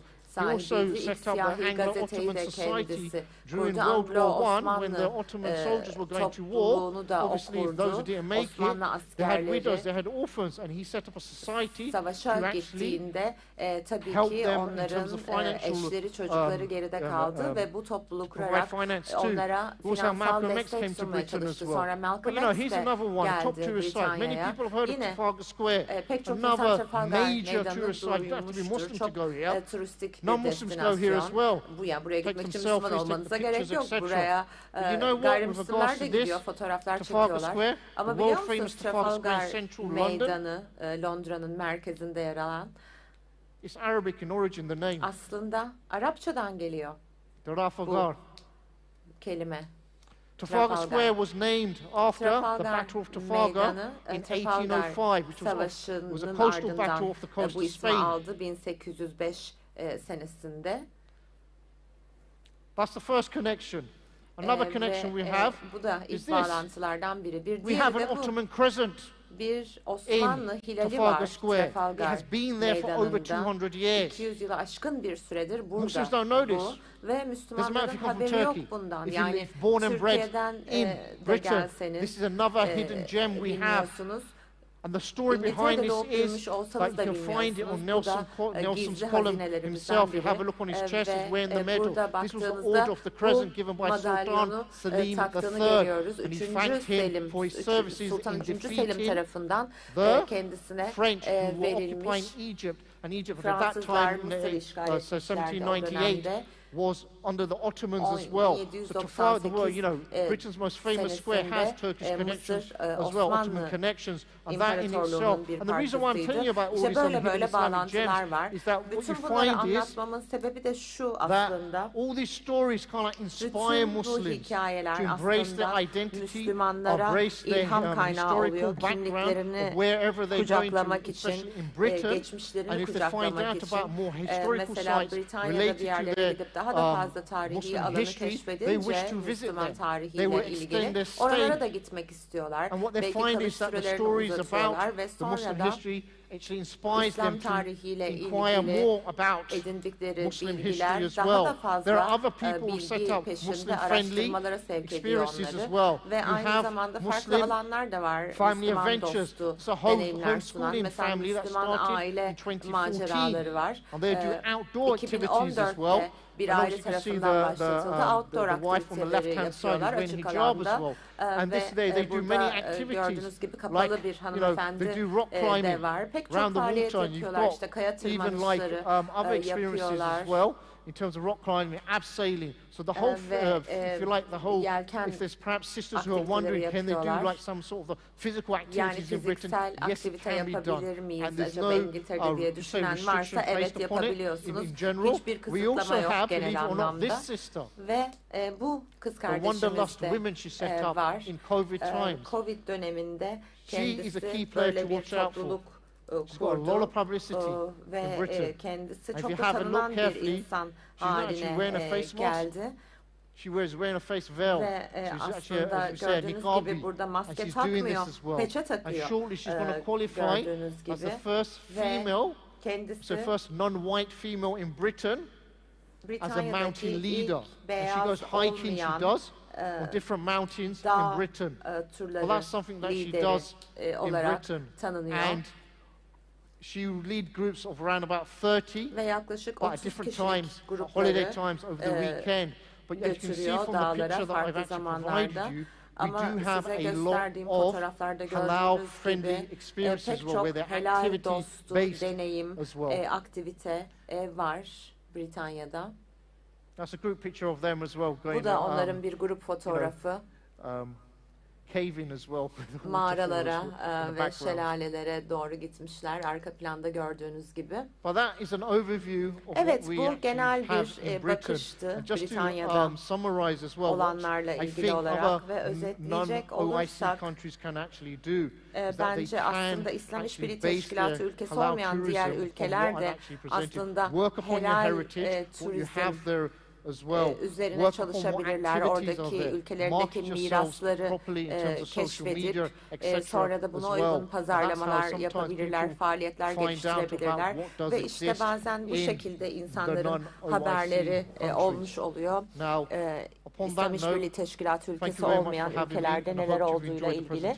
Evet, çok teşekkür ediyorum beni ağırladığınız için ve umuyorum keyif almışsınızdır sunumdan. Abdülmalik Taylor. Evet, Sayın Abdülmalik Taylor'a çok teşekkür etmek istiyoruz.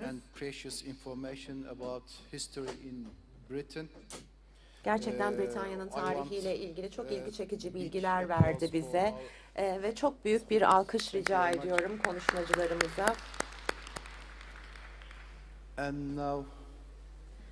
Ve şimdi soruları alabiliriz. Soru var mıdır acaba konuşmacılarımıza yöneltmek istediğiniz? Yes, please. Evet, buyurun.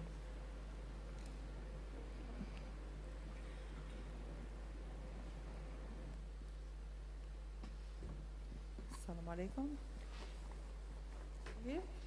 Oh, thank you. Evet, teşekkür ederim. Çok teşekkürler sunumlarınız için. Çok aydınlatıcıydı. Sümeyye Hanım'a bir sorum olacak benim. Sunduğunuz bu çalışmayla ilgili buradaki örneklem nedir? Tek bir ülkede mi yapıldı bu çalışma? Bir fikir edinmek istedim onun için. Okay. Thank you, Dr. Barbara. So, Evet, we surveyed a total of 253 Muslims spread primarily over the UK, US, and then Asian region, so Malaysia, Indonesia, Singapore.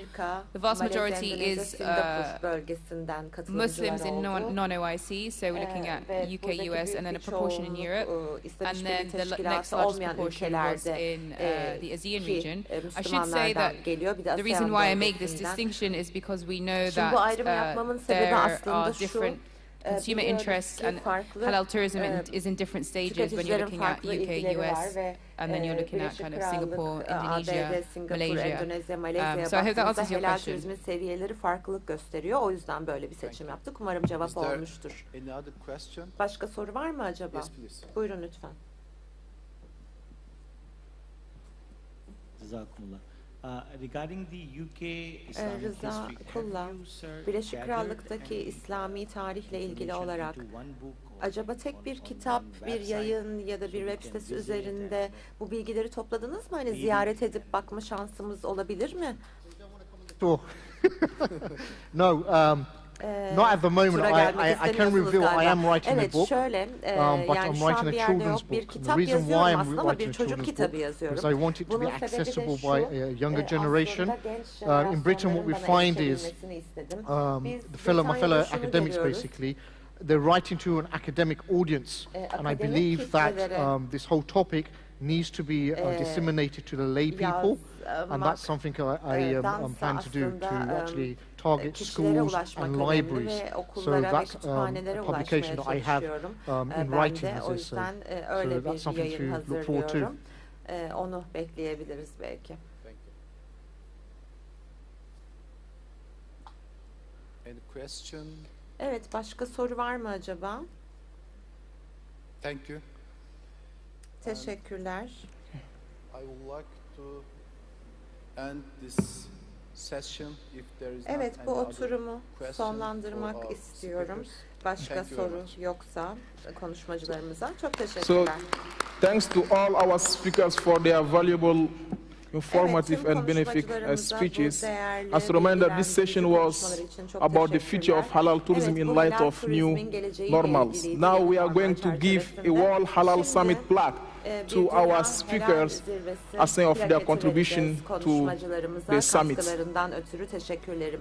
First, Mr. Cem Tintin.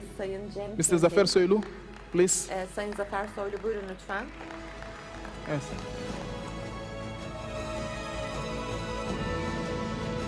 Mr. Cem Tintin is Senior Researcher in CESRIC. Thank you for your contribution. Evet. And for being with us today on World Halal Summit stage. Ve bugün bizlerle bu sahnede olduğunuz için çok teşekkürler.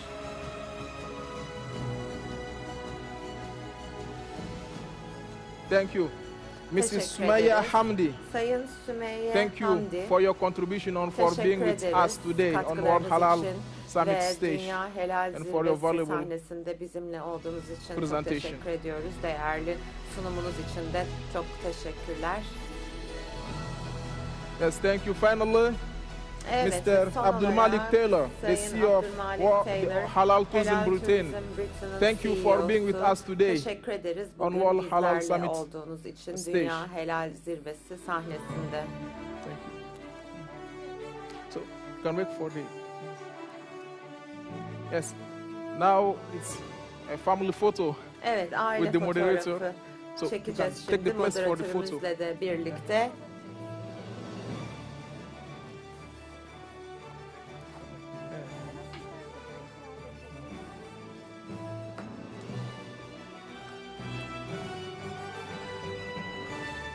Thanks to all our speakers. Evet, tüm konuşmacılarımıza çok teşekkürler.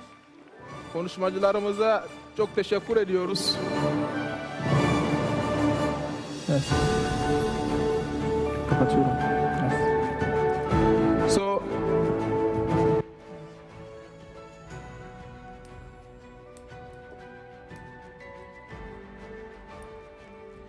So distinguished participants, we close here the first day of the 7th World Halal Summit. Thank you for your listening, attention and patience.